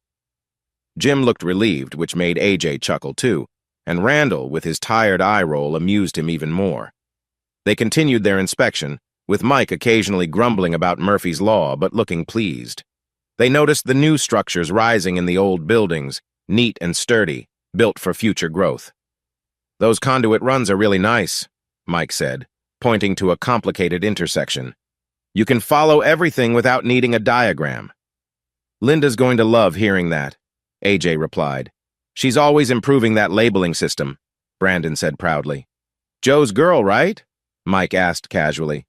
Does she like orange or cola? AJ huffed. She just wants a soda. Your whole team gets soda, Mike said gruffly, pretending not to notice Brandon's clenched fist. After a few more minutes, they finished, and Mike stepped aside to take a call. Speaking of rewards, Randall said, how's the coding team doing? Thanks to the excited parents and principal, word of the coding battalion's unexpected success had spread widely, even through former students. 2 Saturdays after the hackathon, the coding team from Garrison Builders visited McMasterson to receive capes and berets with emblems, making them honorary members of the battalion. Parents came to express their gratitude, sharing handshakes and hugs while Vishal Nanjiani brought food. They took pictures, which were displayed in a special award section near Dr. Chen's picture. Randall's stoic demeanor was noticeably shaken. Training hard for the regional challenge, AJ said, unable to hide his smile. Maria is leading this week. She's got them doing timed drills. Now, they had to make sure the team paid attention in their other classes. They weren't suddenly popular, but they walked with a new confidence and friendship built from their success, and many more students than expected wanted to join the coding club. She's a smart girl, Brandon said, having gotten to know all the members. They're all smart. Mike returned from his call, smiling, so he must have talked to Greta. So where are we? We're 3 days ahead of schedule, maybe 4, Randall said. Not bad. Don't jinx it, Mike warned. Actually, Jim added, with the discoveries we made, we might save another 2 days. I said, Mike replied. Don't jinx it. They all laughed. You need me for anything? AJ asked Brandon later. Nope, Brandon said, looking at the checklist on his tablet. You can go, boss. We'll handle it. He winked. Tell Belly we said hi. AJ shook his head at the smiling younger man and walked to his car. As usual, he took the drive from Sutton to Camberley to think. This drive would mark a new beginning, along with new endings. He remembered getting on the train to Camberley at the end of one chapter of his life, only to find new beginnings waiting for him. James was in another country, helping with a health crisis. After a week there, AJ had raised his concerns when he heard his brother struggling to talk on the phone. When did you sleep last, James? He demanded. Sleep? His brother joked. What's that? I swear, AJ said quietly. I'm going to have to tell them you're not taking care of yourself. Hey, you won't be any good to anyone if you're worn out, AJ told him. Get some rest, James. I'm serious. I'll call you tomorrow. James sounded much better when he called back and talked about Belly Thompson and how he was finding love again. I don't know how you're doing it, bro, James said. People are really interested in you. I have no idea what's happening, AJ replied honestly. Must be something in the water in Camberley, huh? Probably, AJ agreed. For what it's worth, James said. I saw this coming. I noticed how she looks at you. So did Mom and Auntie Petty. AJ sighed, tired of hearing how blind he was. That's what Mom said, and Auntie Petty. His mother had chuckled when he told her, It took a little longer than I thought. I thought the coding club would speed things up. The coding club? He explained the coding battalion and their success at the junior hackathon. Rachel, the teacher, had loved the story and said she was proud of him. Petra had excitedly told his mother that Belly made her move the same night she asked Petra about coaching the club. When AJ confronted Petra, who pretended not to know about the coding club, he was met with disbelief. "Are you happy, dear?" "That's not the point." "For your mother and me, it's the only point," she interrupted sharply. "Are you happy?" "Yes," he mumbled, feeling defeated. "Ha! I told you so." Petra didn't try to hide her pride. "Now let's talk about me and Belly." Now everyone on the site knew that Bill Garrison was dating someone, though only Mike and Randall knew it was his aunt, especially after his absence from the site. The visit and meeting with Rena, Mikey, and Ella had gone incredibly well. Later, when Katerina called him, AJ found out that Petra had changed the bedroom she used to share with his uncle. She made these updates because she expected Bill to spend time there. AJ listened as Rena shared how much she missed her father. He knew her mother was trying hard to honor Gary Bradmore while moving on, but seeing the new look of the bedroom really affected Rena. "I miss him so much," she cried. "I miss him too, Rena," he said gently. "You know your mom does too." "I know," Rena replied. "She cried a lot after, and still does sometimes." She paused before adding, "So do I." "Want to hear a secret?" AJ asked. "I do too. So does James. So does Mom. Our dad was just wonderful." They sat quietly for a moment. Then Rena said, "Bill makes her laugh just like Dad did." "Does he make her mad too?" AJ asked with a grin. "That's how we know it's serious." "Wait, I saw her. She was frowning at him." Rena laughed. AJ chuckled. Oh. Even though Petra was known for her glare, Randall quietly noted that Bill seemed to be enjoying himself. The only tricky part was Bill's ex-wife. She had gone back to her old last name and was apparently with another man, trying to find her happiness. AJ heard about it during dinner with Don and Pam Thompson, where he was their daughter's guest. Fred and Deborah, along with Jason and Kate Frankel, were also there, along with Ben Thompson and a shy, smiling Talana Naswal. Bill returned home to find his ex-wife upset that he was in a relationship and truly in love with another woman. She hadn't believed Frida Bremer when she had told her about Bill and Petra. "But she's with someone now," Kate gasped. "With some banker guy." "Wasn't the man she left with a banker too?" Deborah asked. "No," Jason clarified. "He was the bank's lawyer. He was there to help Bill with a loan. Bill invited him for dinner, and he acted inappropriately with Anna during the visit." AJ felt uneasy about the conversation, but Pam finally said, "I don't think she ever thought Bill could leave her for good. Maybe she thought she could go, but not him. He cared for her, remember? I think she always hoped she could win him back." He kept to himself that Bill had proposed on his second visit to see Petra, soon after his talk with his ex-wife. This time, he didn't spend the night at a hotel. "I said yes," Petra had said happily. They soon changed the subject, and by the end of the evening, the older couples offered their best wishes for the younger couples at the table. Then, to everyone's joy, Don stood up, put his cane aside, and danced with his wife, then his daughter, and then with every woman, making Talana blush before returning to a smiling Pam. Back in room 103, which she now preferred, AJ told Belly about Bill's proposal and Petra's joyful agreement. "I said I only wanted a small wedding," Petra had mentioned. "Bill said okay, but in Bermuda, with my sister and mother." "Will you come with me?" he asked. His happy mother and brother had already promised they would be there. Then he heard a sound through the wall from room 102. It was a faint but clear sound of happiness. Ben had taken Talana to the room right after dinner, and they were clearly enjoying their time together. Belly wrinkled her nose.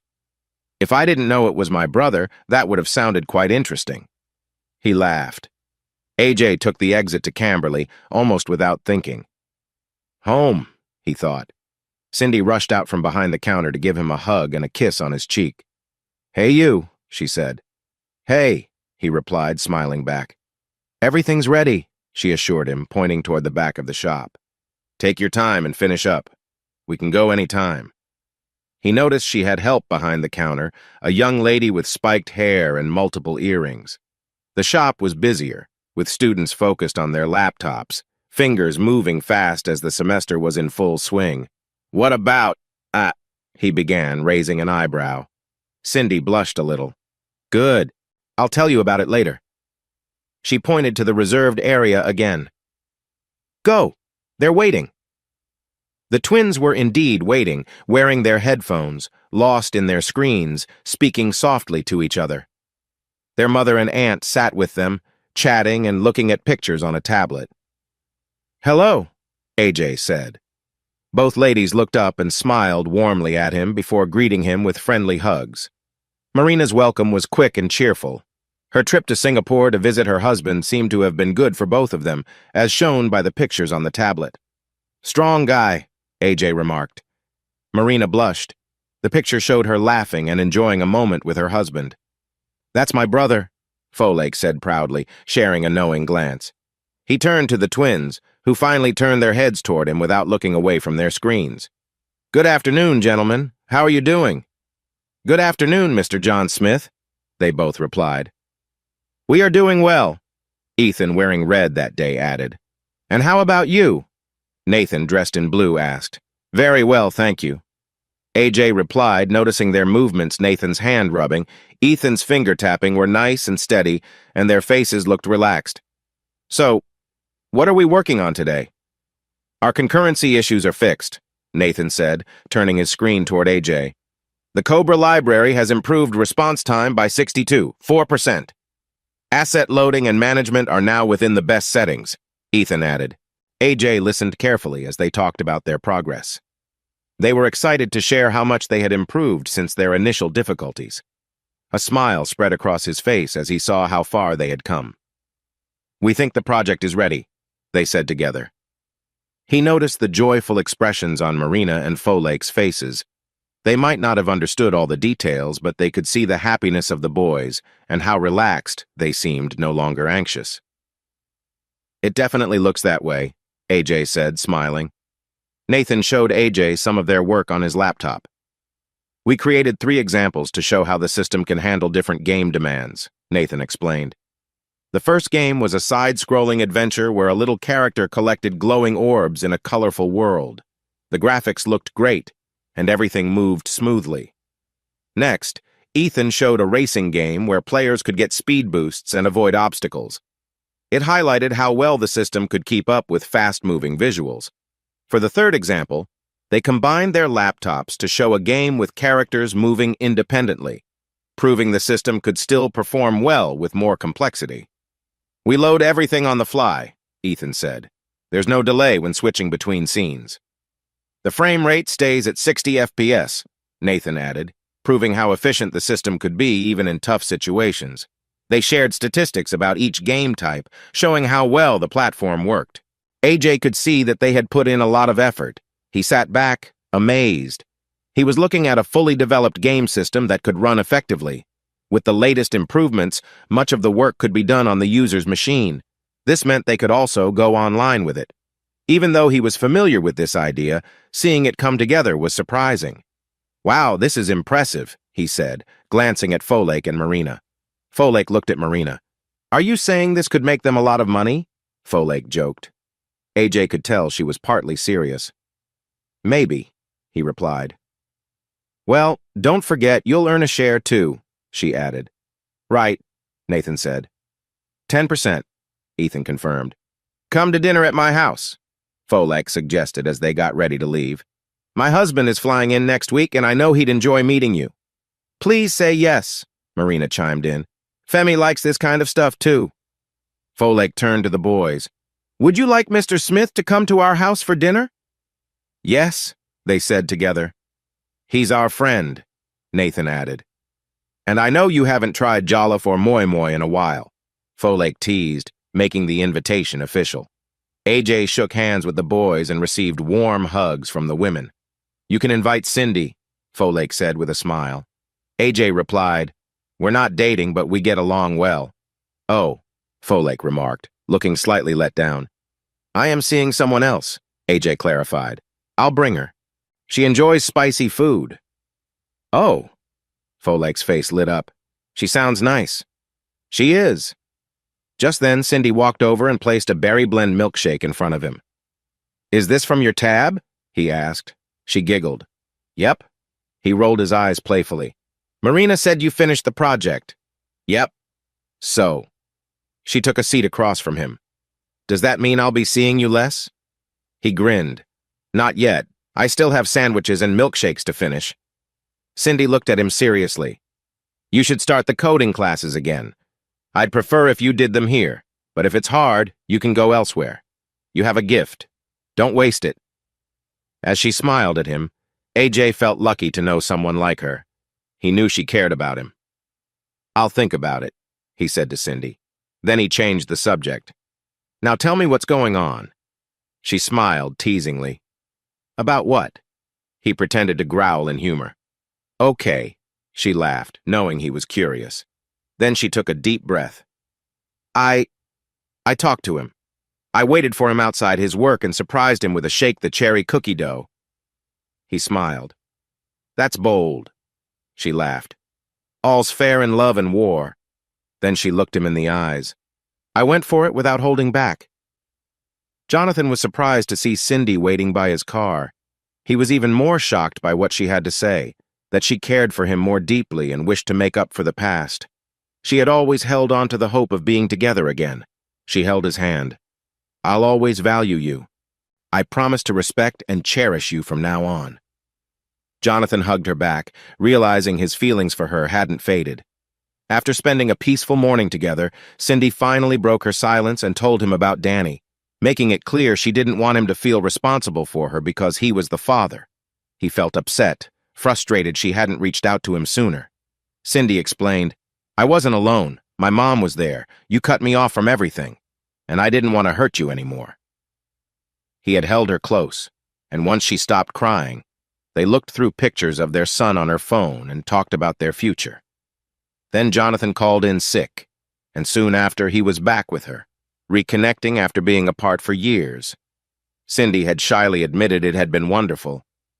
"It was the happiest day of my life." They went to see Danny at her mother's house right after Jonathan checked them out of the hotel. Her little boy's joyful excitement at having a dad brought tears to the adult's eyes, leaving the child confused. "That's great," AJ said with a smile, picturing the scene. "So, mission accomplished?" "We're taking it one day at a time," Cindy said. "But we just spent our first weekend together with Danny. It was amazing." She showed him pictures. Jonathan had a friendly face with noticeable smile lines and a neat beard. Even with the facial hair, he looked like his son, similar but unique. AJ noticed another detail that possibly explained why Cindy had kept him in the friend zone for so long.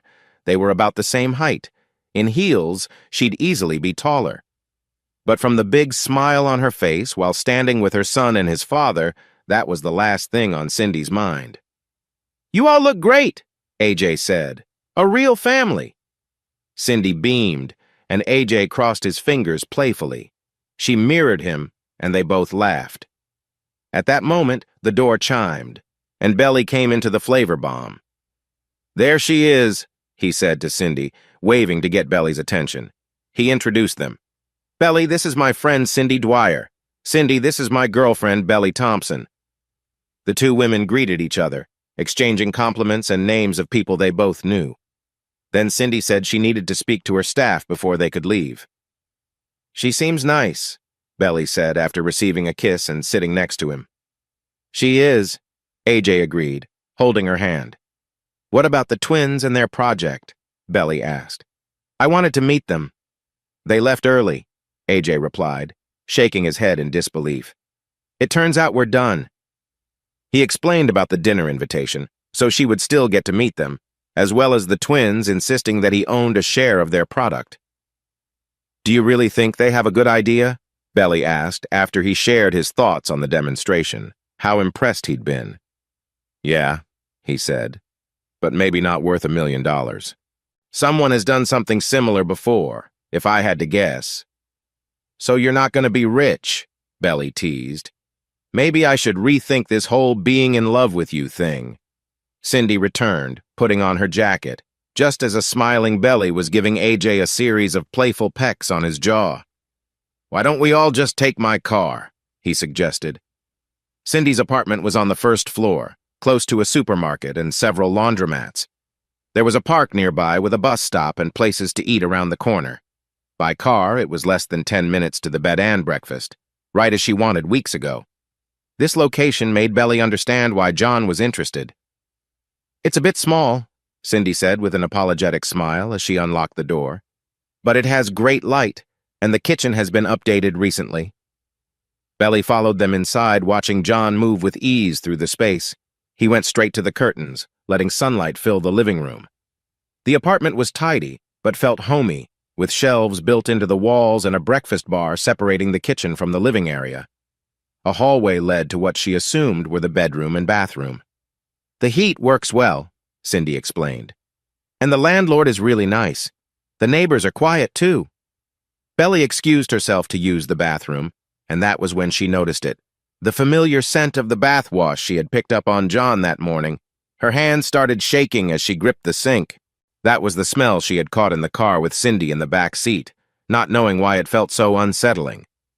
She stared at her reflection, thoughts racing.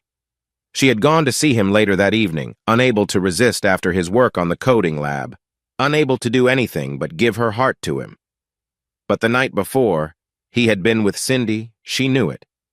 Had they bathed together here? She heard them laugh outside and paused. Something didn't feel right. Their interaction didn't seem like that of former lovers, or if it was, they were remarkably comfortable. She thought back to the half-hour before, John calling her his girlfriend, Cindy happily sharing about reuniting with her son's father and their first weekend as a family. She forced herself to take a deep breath and think clearly. Yes, John had spent a night here, but that was before them, before she had claimed him. Whatever had happened hadn't led anywhere. When she came out, Cindy was showing John a loose cabinet hinge in the kitchen. Their interaction was easy, without lingering looks or tension, just two friends. "Danny loved the view of the park when he stayed over," Cindy shared. "But my new place has a proper yard now. Jonathan's already talking about putting in a swing set." The excitement in Cindy's voice was clear. This was not a woman yearning for John. This was someone looking forward to her future with someone else. Belly felt the tension in her stomach ease. She had been right to trust him that morning when he woke her and shared his feelings. She was right to trust him now. "What do you think?" John asked later after Cindy quietly stepped away to explore. "Be honest." She smiled, lightly touching the breakfast bar. "It's nice. You should go for it if you like it." He took her hand, pulling her closer. "I want your opinion because I hope you'll be spending a lot of time here." Her heart skipped. "Yeah?" "Yeah." His eyes were serious. "Your happiness means everything to me, Belly Thompson." She looked around the sunny apartment again, seeing it not as someone else's home, but as a place for their future. "In that case, I really like it." He held her closer, and in that moment she felt she could come to love this little apartment. "The next station is Kendon Market," the automated voice announced. "This is a City Express train too." AJ focused back on the tablet, adjusting his position so Belly could rest more comfortably against his shoulder. She made a soft sound as she snuggled closer, and he gently kissed her forehead while reviewing Chief Okonkwo's report on the new networking system for the Casaman building. The amount of equipment needed by the county government was much larger than what was required for the previous job. After several late nights, Randall had quietly given him extra helpers to install security cameras, phones, lighting, and other systems the city thought necessary for their new building. Belly had stayed up in his new apartment, wanting to help him relax after long hours. The system work went more smoothly, if slower, as Randall's crew returned to their usual electrical tasks. While they had some free time, the networking team carefully connected all systems. Setting up monitoring software and security protocols took another week as they collaborated with vendors and security staff. Chike had drawn the short straw to prepare the report for the tests, along with Randall's team. He had grumbled about his luck, but his report was thorough and satisfying. All tests done had passed. AJ nodded as he set down the tablet, looking forward to the crew's walkthrough tomorrow. The Casaman building was on track to be finished in less than a week, and Mike Lyman felt very pleased, aside from his worries about any potential issues. Another reason for the foreman's joy was the ring Greta Keene had allowed him to put on her finger after showcasing some beautiful office pieces for her review. Bill Garrison felt equally thrilled. The project's timely completion and his upcoming wedding to Petra made him very happy. That's why AJ was on the train to the Citizen Services office in the city. He needed a new passport to fly to Bermuda for the wedding, and so did Belly. He had to get it done. Neither Petra nor his mother would accept any excuses. He figured his brother would pressure him too. His old passport was still valid, but it represented a different life, a life where he took this train every day. Last time he traveled on this route, it was in the opposite direction. He hadn't cared then which way it was going. He just hopped on the train, and it took him to Camberley. He felt belly stirring as the city skyline came into view, waking up as the train stopped at the first suburban station and lifting her head from his shoulder. "Hey," she said softly. "Hey there." He smiled at her. "Did you sleep well?" She nodded, stretching. "Sorry I wasn't much help." "You're always good company," he said. "Besides, I enjoy watching you." She smiled playfully. "You creep." He chuckled, recalling another woman who had called him that before deciding to love him anyway. Belly suddenly frowned and touched her lip. Then she gasped, looking embarrassed. "I drooled." He laughed as she hurriedly wiped her mouth with a tissue. "I thought it was cute. A little messy, but cute." She wrinkled her nose. "If I didn't love you so much, I'd have to come up with a way to get back at you." Then she smiled teasingly. "But I will get back at you." He raised an eyebrow, amused. "You want to get back at me for your drooling?" "Really?" She puffed her lips in a playful way. He laughed. "Do you know how adorable you look when you pout like that?" She puffed her cheeks again, but she leaned in for a kiss when he motioned for it, cuddling up when he wrapped his arm around her. "Speaking of cute," she said, "there's a new couple in the 7th grade." He raised his eyebrow. "Who is it?" Two couples had already formed in their group. Nobody had been surprised by Allison and Henry, but Tommy and Lisa were unexpected. "Rucci and Pia Malone," Belly revealed. "How come I didn't hear about this yesterday?" AJ asked. Belly glared at him. "The new couch? Remember?" He smiled. Oh, his determination to properly break in the new couch had taken up too much time for a chat. She sniffed, and he knew he needed to make it up to her with a kind gesture before she continued. "Anyway, he asked her out yesterday, and you should have seen how happy she looked." After their team placed second at the Regional Code Challenge, with Maria and Ricardo leading the way, a lot changed for the McMasterson Coding Battalion. As expected, first place went to the team from the Ryder Institute of Science and Technology, made up of 4 seniors and 2 master's students. The score difference was small, much less than the gap between second and third place. With their proudly displayed banner, gloves, berets, and new capes for everyone green for all except Maria and Ricardo, the unusual and colorful middle school coding team made a name for themselves by almost beating the well-known Ristec team. They gained a lot of attention. This led to numerous opportunities for internships, scholarships, and offers of support from both schools and companies, including the computer science department at Ristec. Seeing Kevin's big smile and Allison burst into happy tears while the whole school cheered them on brought tears to his eyes. Sharon led the cheer. Vitamus, Codamus, Vincimus. He would have felt shy if not for the fact that everyone else, including their proud parents, teachers, and the principal, were also emotional. It was a moment of pure happiness, one he knew he would cherish forever. While the coding battalion still wasn't considered popular or cool, teasing comments about Tommy's eye patch, Lisa's missing finger, Sarah's thick glasses, and Kevin's missing teeth had stopped. Their classmates began to greet them and invite them to outings and events, and even to dates. Kevin was asked out by Katie Fong and Shauna Johnson in the same week, while Jennifer Davis made sure to sit next to a shy Ricardo at lunch every day, watching any other girl who approached, including his amused teammates. What about Josh and Sarah? He wondered, thinking about the ups and downs of so many teen relationships. Stay tuned! Belly laughed. The train slowed as it approached its stops more often, and he looked out at the building as the next station was announced. This station is Silver Oak, the automated voice said. The familiar sight of the old brick platform brought back memories, not pain, just a sense of familiarity. This had been his stop every day for nearly 3 years.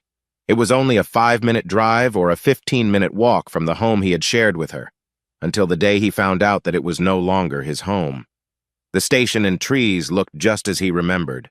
He recalled the first time he had taken her out of the station, excited to show her the neighborhood and the home he wanted for them and their future family. "Are you okay?" Belly asked softly. She understood the memories that came with this place. "Yeah," he replied, realizing he truly meant it. "I am." She smiled at him. "I care about you." He tensed as he saw them coming into the car, chatting and laughing. 4 people. The married couple, Miles and Donna, hospital administrator Tony, and sales executive Tricia.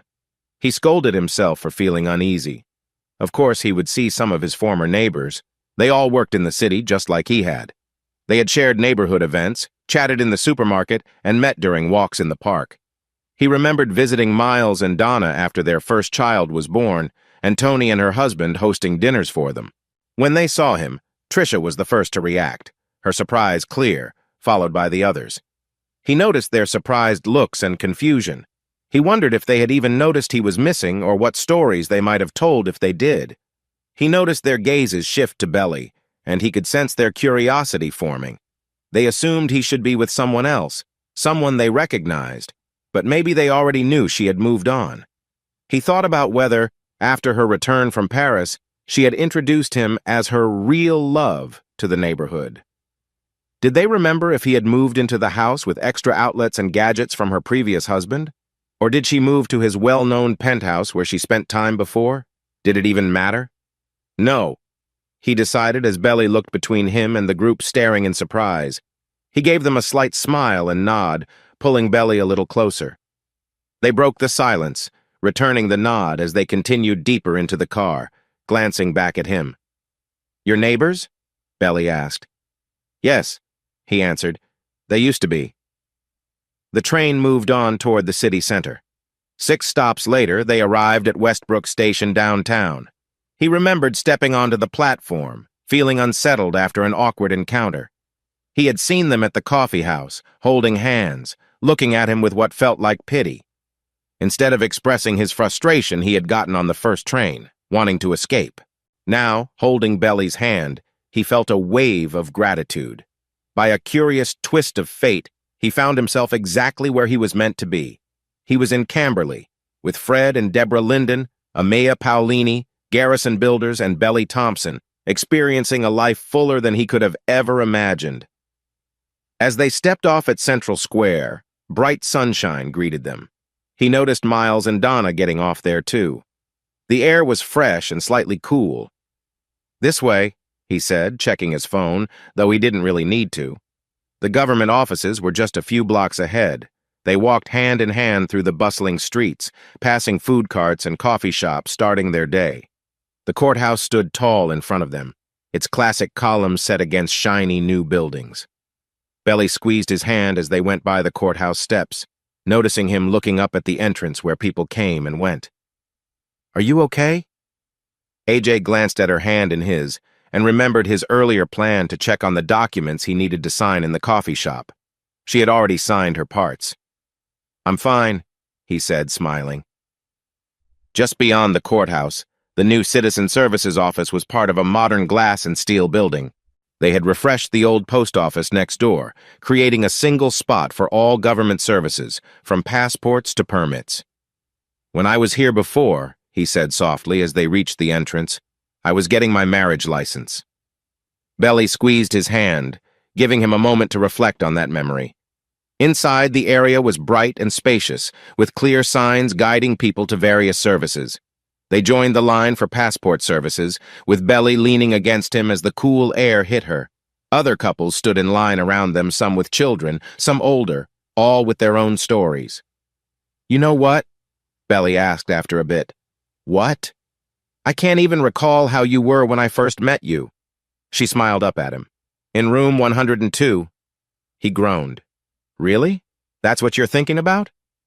"Yep." Her smile grew. "Now all I see is the real you, and how lucky I am to have you." He couldn't help but smile back, thankful for their time together. A young mother behind them smiled at their exchange. "Number 47, called the clerk.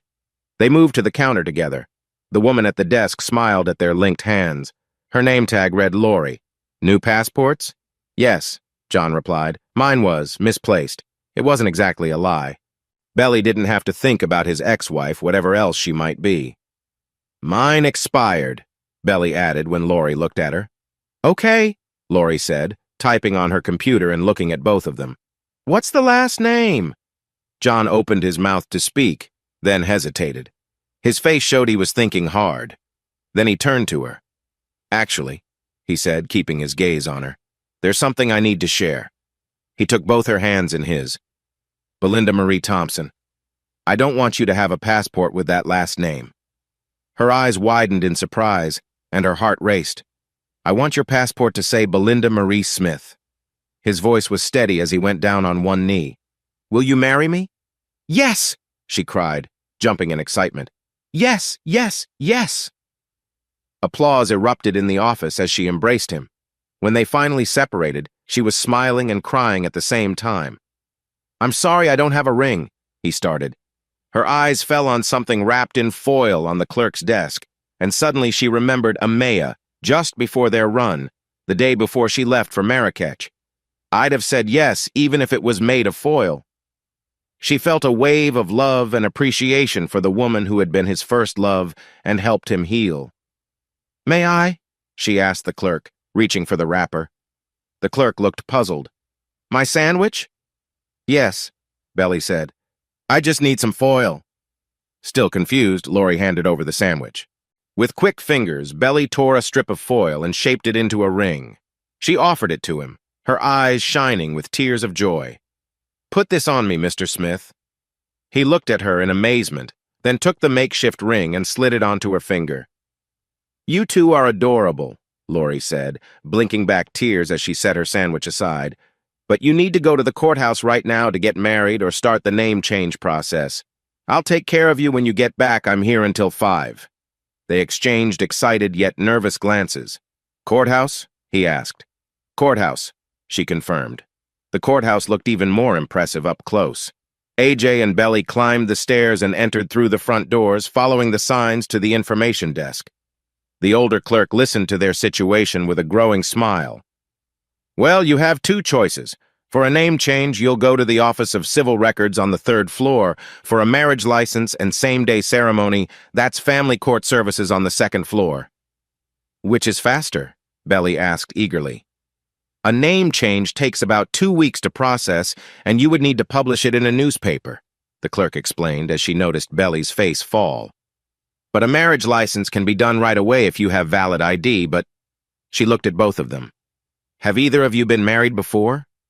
It wasn't real, he thought.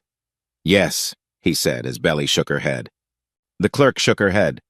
"You'll need proof of divorce if you were previously married." AJ took a deep breath, upset with himself for not doing this sooner. "I need to check on my divorce status. Where can I do that?" "Court records, basement level." The clerk's expression was sympathetic. "Take the stairs down and follow the signs. They can print a certified copy of the decree if one has been issued." They looked at each other, ready to take the next step. "I'll stand in line for the ceremony," Belly said, holding his hand tightly. "You go check on the decree. Meet me on the 2nd floor." "You'll also need witnesses," the lady added.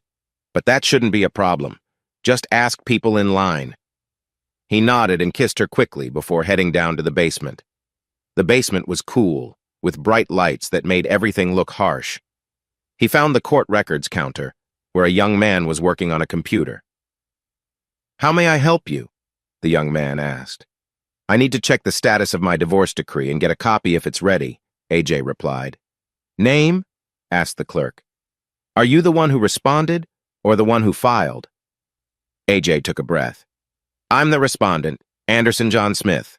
The petitioner is Clara Giselle Smith." "We can work without that, but do you know who the attorney is?" the clerk asked. AJ guessed, remembering her from a coffee shop. "Sheila Parker." The clerk typed and after a moment looked back at AJ. "Yes, here it is." The petition was filed months ago for irreconcilable differences. A judgment was made when there was no response from you. AJ nodded. He hadn't replied because he had walked away, wanting to forget everything, including seeing her name on a paper. The decree was issued 2 months after filing, the clerk continued. Do you need a certified copy? Yes, thank you. That'll be $35. ID, please.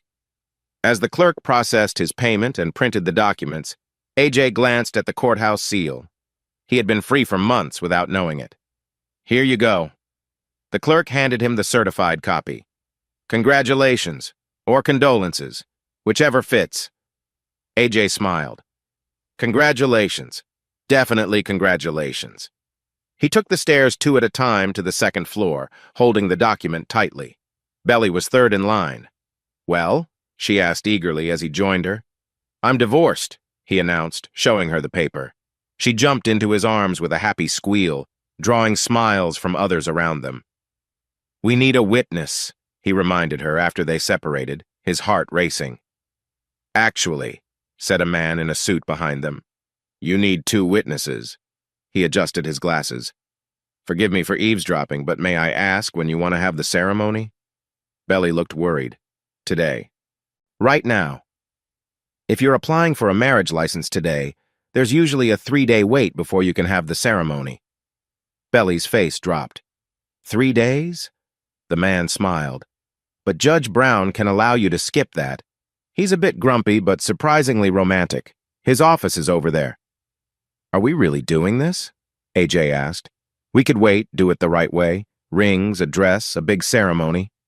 John, Belly said, taking his face in her hands, I want all that too. But right now, I just want to be your wife. We can do everything else later. You're sure? I've never been more sure about anything. The man cleared his throat. If you want to catch Judge Brown. They filled out the paperwork. The helpful man turned out to be a lawyer, and he offered to be a witness. He called his paralegal, who came up and gladly agreed to be the second witness. Judge Martin Brown did look grumpy, peering over his glasses as he listened to their reasons for needing to skip the waiting period. No rings? He asked. Belly held up her foil ring. Just this for now. The judge raised his eyebrows, and then his serious face changed to a warm smile. I've seen diamond rings worth a lot where the marriage didn't last months. It's not about the ring. I know a couple who drew their rings with a pen because they had no money. My parents were together and happy for over 50 years. He looked at them. Do you think you have that kind of love? Yes, they both said without hesitation. He grinned and signed the waiver. Ready? AJ pointed at a marker in the judge's holder. Can I?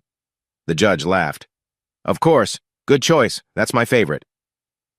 Judge Brown took off his reading glasses and stood. Let's do this right. He motioned for them to face each other. AJ held Belly's hands, still holding the marker in his right hand, as Judge Brown spoke traditional words. We are gathered here today. The ceremony was simple, but the words felt powerful. When it came time for the rings, AJ uncapped the marker. With this ring, he said softly, drawing a neat circle around her finger, just below the foil one. Belly took the marker from him, tears in her eyes. With this ring. Her hand shook slightly as she drew on his finger, but it made it more special. By the power vested in me by the state, Judge Brown's voice was warm, I now pronounce you husband and wife. You may share a moment of joy. The judge and their witnesses clapped, and the judge's secretary took pictures with her phone as they celebrated. Congratulations, Mr. and Mrs. Smith, the judge said, filling out their marriage certificate. He looked up at AJ and smiled. Keep the marker. We're in so much trouble. Belly giggled as they walked out of the office, holding on to their new passports and their fresh marriage certificate. Lori had excitedly asked for a picture with them when they returned as husband and wife. She even brought them to the front of the line as she promised. When they sent the picture with their certificate and their marker-made rings, they were met with a flood of cheerful messages from friends and family, congratulating them for getting married without their presence. Her father had shown some disappointment towards John for skipping the traditional way, but Pam quickly took the phone from him and shared Don's excitement. Congratulations. Just know I'll be having a serious talk with you. Rachel Smith replied to John. James sent a playful, angry emoji coupled with a thumbs up, dancing, and happy tears emojis. Petra only sent a bunch of dancing emojis and a message in another language that AJ couldn't understand yet. Fred and Deborah sent their good wishes in a voice message. Fred's voice was gruff, while his wife expressed her joy for them. Cindy Dwyer sent a photo of herself blowing a kiss, saying their next milkshakes would be on the house. She was wearing Jonathan's engagement ring. Folake shared warm blessings in her message, and Marina kept it short and sweet, sending her husband's good wishes too. The dinner at the Abrams with Folake's husband Michael and Marina's husband Femi was relaxed and friendly. The twins quickly took to Belly, showing her their tidy room. Sharon sent a mix of happy dancing emojis along with a long text wishing them well. 7 members of the coding battalion shared a video of them jumping in joy. Allison and Henry sent a more formal but still cheerful message. Talana and Amaya's team sent a sincere message that was both joyful and heartfelt. His team at the Castman building shared a picture of them all with a tablet that said, "Congratulations, boss." Ben sent a video, full of emotion, congratulating his sister and calling John his brother. Mike and Bill sent their brief yet heartfelt congratulations, sharing their happiness. Randall's message was simply, "Good." John took moments to celebrate, not caring if anyone was watching, calling her Mrs. This made Belly blush, and she smiled joyfully at the wonder of being his wife. AJ? Just as they passed the courthouse, a voice called from behind them, causing John to freeze and tense up. Belly had never heard that voice before, but when she turned and saw the woman in the smart business suit behind them, she recognized her immediately. The woman was striking, with a powerful presence and beautiful features that could easily draw attention. AJ? She asked again, sounding shocked. Is it really you? Tears shone in her eyes. Hello, Clara, he said, keeping his tone formal. She moved to close the space between them with open arms, but he stepped back. Don't, he said firmly. Please don't come closer. She appeared surprised but halted. He noticed another woman standing behind her. Hey, Sheila. They stood silently, drawing curious looks from people passing by. I've been searching for you, Clara finally spoke. I was so worried. I'm fine, Clara, he interrupted. More than fine, actually. Okay. She bit her lip and glanced at the woman with him. Who? Who is she? She's my wife, he replied firmly, seeing her reaction. He felt Belly squeeze his hand and glanced at her, feeling lighter despite the tension. We just got married. Today, actually. Sheila studied Belly, perhaps noticing the difference between them. I'm Clara, Clara introduced herself. I heard, Belly replied coolly. I'm Belinda. Why are you here, Clara? Sheila? AJ asked sharply. Someone saw you, Sheila started. And you chose to come here? He challenged. Why? Can we? Clara pointed to a small park across the street. Can we talk? Please? What is there to talk about, Clara? Please, AJ, Clara pleaded. He was about to say that there was nothing important to say when his wife squeezed his hand again. Looking down at her and seeing her nod, he felt encouraged. He remembered how their past relationship had ended and the rings he had once given her. Fine, he agreed. Let's talk. The park was quiet, the sounds of the city softened by the trees. Clara picked a bench, and AJ felt uneasy. How many times had they shared moments like this before, once filled with dreams? Can we talk privately? Clara asked, looking at Belly. No, AJ responded firmly. She knows everything. There was a moment of silence, and he noticed Sheila looking away first. His thoughts went back to their past encounters, the conversations that once felt innocent. Bringing himself back, he asked, So, how was Paris? Clara took a deep breath. I was worried, she said gently. When you vanished, when we came back and saw your things still there, I thought... She paused, emotions flooding her words. I was afraid you might have... Unpleasant memories stirred within AJ. He recalled her thoughtful words about her choices and how hard it had been for her.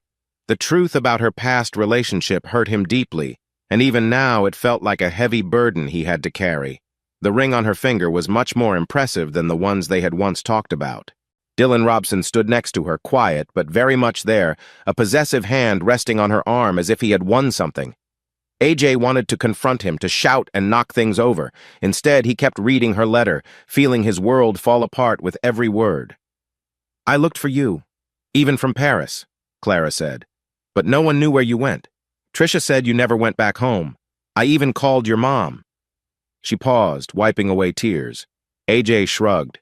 Rachel had once cared for her strongly, but now that feeling had turned sour. "Then you cashed the check in a place called Camberley, but after that you disappeared." He stayed silent for a moment. "You shouldn't have worried. I was okay." But what?" he asked coldly. "You thought I would do something drastic? Give up?" "No, I just needed to know you were all right, that you understood." He laughed bitterly. "Understood what? That you found your soulmate? That you couldn't help yourself?" He repeated her words, watching her reaction. "That your heart raced just looking at him?" Clara's eyes filled with tears. "Because it was true. It still is. I never wanted to hurt you. But Dylan, what I have with him is real." "And what we had wasn't," he said flatly. "I understood that well. It wasn't real. It never was. Me and you, our marriage, it was never real." Her mouth opened in shock. "Everything? How can you say that?" He smiled sadly. "How can I not?" He thought back to their last party, remembering how she had left his side for Dylan during the dance, looking at Dylan with excitement. She had made her choice then, he realized. The day after, she had told him she needed to work late, meeting a deadline with her team. "I can say that because I know you were with him," he said. Clara and Sheila looked uncomfortable. "Was that before or after you found out you were going to have a baby?" Clara turned pale, gasping slightly as Sheila's eyes widened. He recalled seeing Dylan's car leaving their neighborhood one day as he returned from another disappointing job interview. At that moment, he had brushed it off, thinking about his dwindling savings and another month of struggling to pay their mortgage. But after that coffee shop visit, the truth had hit him hard. How many times had Dylan's car been around when he was out, when Clara pretended to be sick and working from home?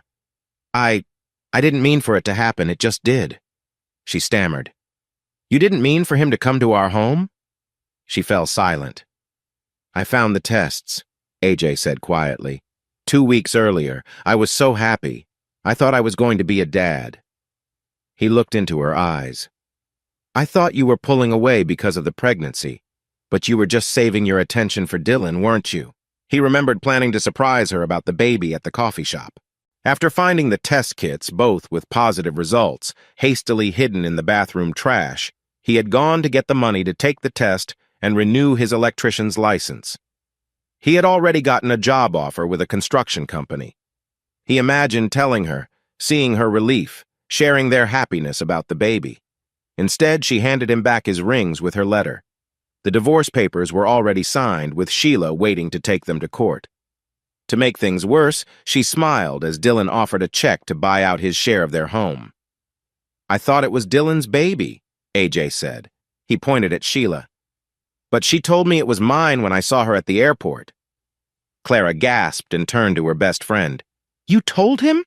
"I didn't mean to," Sheila cried. "It slipped out."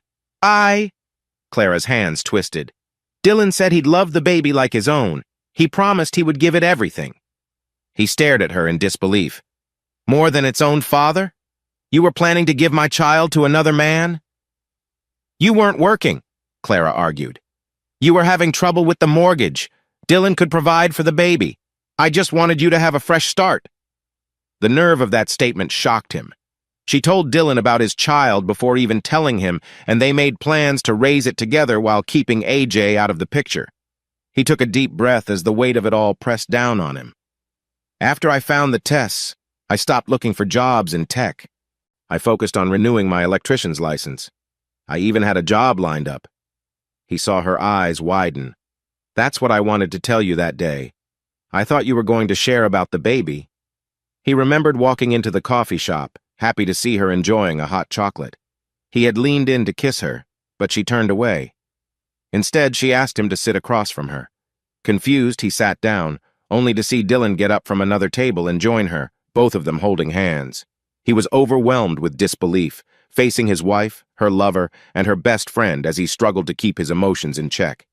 He recalled getting up and walking away, trying to escape the looks of pity, not caring where he went, just needing to be somewhere else. "I lost the baby," Clara said softly, almost in a whisper. "Your baby?" He shook his head. He had come to terms with it. "You wanted it to be Robson's. You planned to raise it with him. It doesn't become mine just because it did not make it." He stood, and Belly, watching Clara with a mix of confusion and worry, stood up too. "I think we're done talking, Clara." Clara stood as well, looking upset. "AJ, I loved you, I promise I did, I still do, but I couldn't help falling for Dylan, please understand." He raised his hand to stop her. "You wrote it down, remember? He was your true love, your soulmate. It must have felt so thrilling for you. You were the heroine, finding your way to your heart's other half. And I was just the obstacle, the husband standing in the way of true love." Silence filled the room. "It wasn't like that. We just wanted a clean break. For you. For us," she tried again. "So we could all move on." He scoffed. "Move on? You probably thought we would even be friends later when I realized you did the right thing and followed your heart." He looked at Sheila. "I bet she told you that too." Sheila looked away. Clara bit her lip. "AJ, please." AJ shook his head. "Because I'm the good guy, right? I was supposed to be happy for you, that you found your soulmate, and then I'm just supposed to step back and wish you both the best. That's what you thought, wasn't it, Clara?" She had no answer. "I really am sorry," Clara said as he turned to leave, reaching out for Belly. "For everything. I never wanted to hurt you. Please believe that."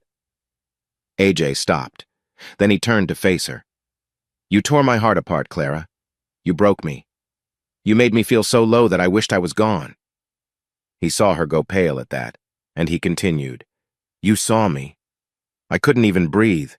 I never knew I could feel so much hurt without giving up." He kept his gaze on her. "I didn't return to the house to take anything because I wanted nothing that would remind me of you. When I got to Camberley, I got rid of everything I could, even the clothes I wore. Even the money, Robson's check, buying me out of my own house." His voice had grown quiet. "Yes, it was my money, but now it felt wrong because it was tied to you. I used that money to build a home with you. I spent it all. It's all gone. I didn't save a single penny of it. I didn't use any of it for myself. The computers and other things he bought with the last of the money were all gone, along with the small white car he sold." "I don't hate you, Clara," AJ said sincerely after a moment, noticing the tears on her face. "I really don't. I just want nothing to do with you. Nothing that makes me remember you or that I ever loved you." "And I did love you," he added after a moment. "I loved you with all I had. I felt so lucky every morning to wake up beside you. Even that morning when you broke me, I woke up feeling lucky to have such a wonderful wife." He looked at her tear-streaked face. "I had to start a brand new life, one without any sign of you.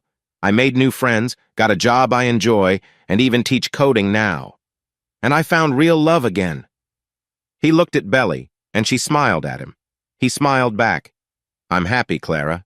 You don't need to worry about me. I'm happier than I've ever been." He reached out, and Belly took his hand before glancing back at his former wife. "Goodbye, Clara." Morning light filtered through the chalet's soft curtains, creating patterns in the room. The window showed the beach and the ocean, with palm trees swaying in the distance. She puffed out her lips at his refusal to eat the healthy breakfast salad. Though she lounged comfortably nearby, a light blanket draped over her. It didn't quite match her mock-up set. She sighed with contentment as they relaxed together, enjoying the sunrise, discovering a shared joy. The last few days had been a mix of family and celebration, though not everyone could make it. Fred Lyman's accident during a rescue had kept him and Deborah in Camberley. Both of his mothers were worried about the man they considered a hero who had been hurt. Deborah, equally regarded, stayed with her husband. So Petra insisted on a video call during the ceremony under the palm trees. using a tablet so Fred and Deborah could watch from their living room. Jason and Kate Frankel, unable to take time off, joined them. Fred was cheerful despite his injuries, making everyone laugh by pretending to throw rice at the screen. Petra insisted on special touches, like having her sons walk her down the aisle and give her away. So James walked her partway and handed her to AJ, who took her to the altar and gave her to a teary-eyed Mihail, who unveiled his mother for her groom. A large portrait of Gary Bradmore stood beside his son, watching. Petra touched her hand to Gary's cheek, tears streaming down her face, softly sharing her love and commitment. Then she had given her hand to her son, who placed it in the trembling grip of Bill Garrison. Everyone had tears in their eyes, especially her children, who sat with their soon-to-be step-siblings as their parents united. AJ remembered the initial awkwardness at the resort's open-air reception days earlier, watching Bill's twins, Jenna and Emma, cautiously approach their new step-siblings to introduce themselves. Katerina broke the ice with a playful comment, and by evening, the families had come together. Jack and Mihail were playing video games and enjoying the beach vibe, while Elena and Emma discovered they both admired a former ballet dancer who had become a pop star. Katerina and Jenna found common ground in their interests in business and management. "You guys are so boring!" AJ had shouted, prompting Belly to splash water at him. Laughter filled the air as he danced around, promising to get back at her. Their parents joined in the laughter. Bill surprised them with non-refundable tickets, making it hard for them to say no. "After everything you've been through, you deserve a break. Plus, I met her right here." Bill was in a good position to treat them. The Castman building project had finished on time and within budget. He felt proud walking the mayor of Sutton and other officials through the newly updated building.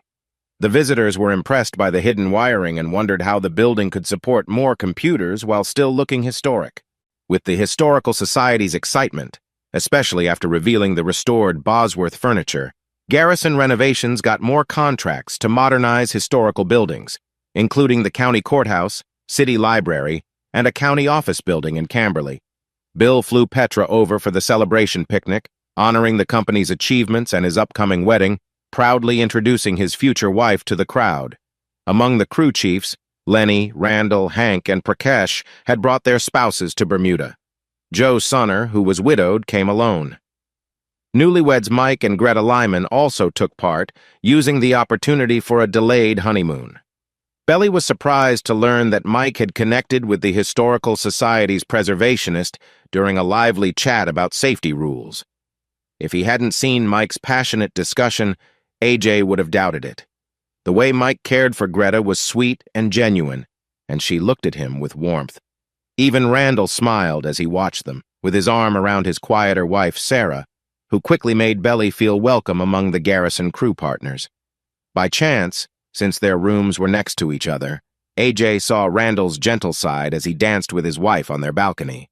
He smiled, thinking of Uncle Gary and the kind side he wanted to show more often. Meeting Petra's mother, Inez, and sister Mara filled in parts of his aunt's story. Their first meeting in years was filled with warmth, hugs, and laughter spoken in Latvian. Inez joyfully welcomed her grandchildren, reintroducing them to their cousin Liga, Mara's daughter. Liga's older brother Alex, who was studying for exams, joined the reunion via video call. Watching his mother Mara and Inez communicate with a mix of broken English, Latvian, and German, complete with hand gestures, filled him with joy. Liga, fluent in English, quickly connected with him and James. Her competitive spirit during a board game showed their family trait of handling both winning and losing with lightheartedness. In the end, she spent more time with Jack Garrison than with them. AJ noticed Jack blushing as Liga smiled at him. Mihail rolled his eyes but stepped aside to let their chemistry grow. This left AJ free to figure things out for himself. He had inherited his father's looks and charm, which worked in his favor, even if it made his mother feel nervous. But Liga and Jack were not the only ones forming new bonds on the island. Joe Sonner, younger than her by at least 5 years, approached Rachel and asked her to dance. After a moment's thought, she smiled and agreed. Watching her blush as Joe playfully flirted caused shared smiles between him and James. When Joe looked at Petty, she did a little dance in celebration. AJ nearly spit out his drink when he casually called Rachel Mom. But that didn't stop Joe. He and Rachel often walked, sat, and talked alone, while James discreetly took pictures of their developing friendship. He tried to be sneaky, but ended up with images that made Rachel laugh. Soon, Joe joined in, making her sons even more entertained.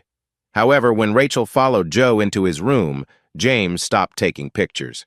The next morning, he gave her a digital album of their growing bond, and she affectionately called him a little rascal as she hugged him. AJ wondered if Linda would still call him boss if he became her stepbrother. It's way too soon, he thought, seeing his mother lean her head on Joe Sunner's shoulder while sitting on the beach. But he felt hopeful. If Linda was any example, Sunner was a good guy. Belly sat at the breakfast table, pleasantly relaxed, watching John laugh with his family. The ocean breeze carried the scents of coffee and tropical flowers through the open-air restaurant, but she was focused on her husband. She chuckled as Rena shrieked, while John grinned cheekily as he played a light-hearted prank. Mwahahahaha. John laughed playfully, trying to sound villainous. Vengeance is mine! James laughed loudly until his cousin turned a playful look toward him. You're in trouble too. But I didn't do anything, James said, playfully stepping back with his hands up as if surrendering. Across the table, her parents were feeding each other slices of mango and pineapple, lost in their own moment. Her mother's laughter reminded Belly of her teenage years, while Bill and Petra sat close, enjoying their breakfast and watching their children have fun. Liga and Jack were at a corner table looking closely at something on his phone. Mihail had positioned himself near a group of tourists, while Ilana and Emma were making plans for a shopping trip. Jenna and Katerina had been excitedly discussing a new online fashion store, but that was before the playful trick. Rachel sat with Joe, both pretending not to notice the knowing glances from Petra and her sons. They were talking about his upcoming visit to Doha, but not when those little rascals are around, Rachel joked, making Joe laugh. She looked sternly at James and AJ. You two will visit me soon, right? They both nodded slowly. Yes, Mom. Most of them were leaving that day, starting with Inez, Mara, and Liga in the afternoon. Mike and Greta planned to stay a few more days on the island, while Sarah was excited about her trip with Randall through Barbados and Jamaica.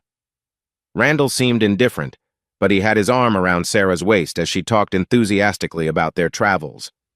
Like Mike and Greta, they promised to return to Camberley for the wedding of Belinda Thompson and Anderson Smith, a lovely ceremony with a dress and rings, surrounded by family and friends.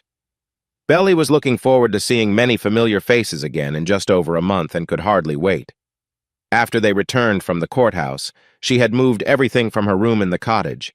She belonged with her husband now. Her father had helped her move, tears in his eyes. One moment he was calling John son, and the next playfully punching him on the shoulder for taking away his daughter. Pam had cried too, hugging them both. Belly cried as well while John stood beside her, feeling a bit awkward but supportive.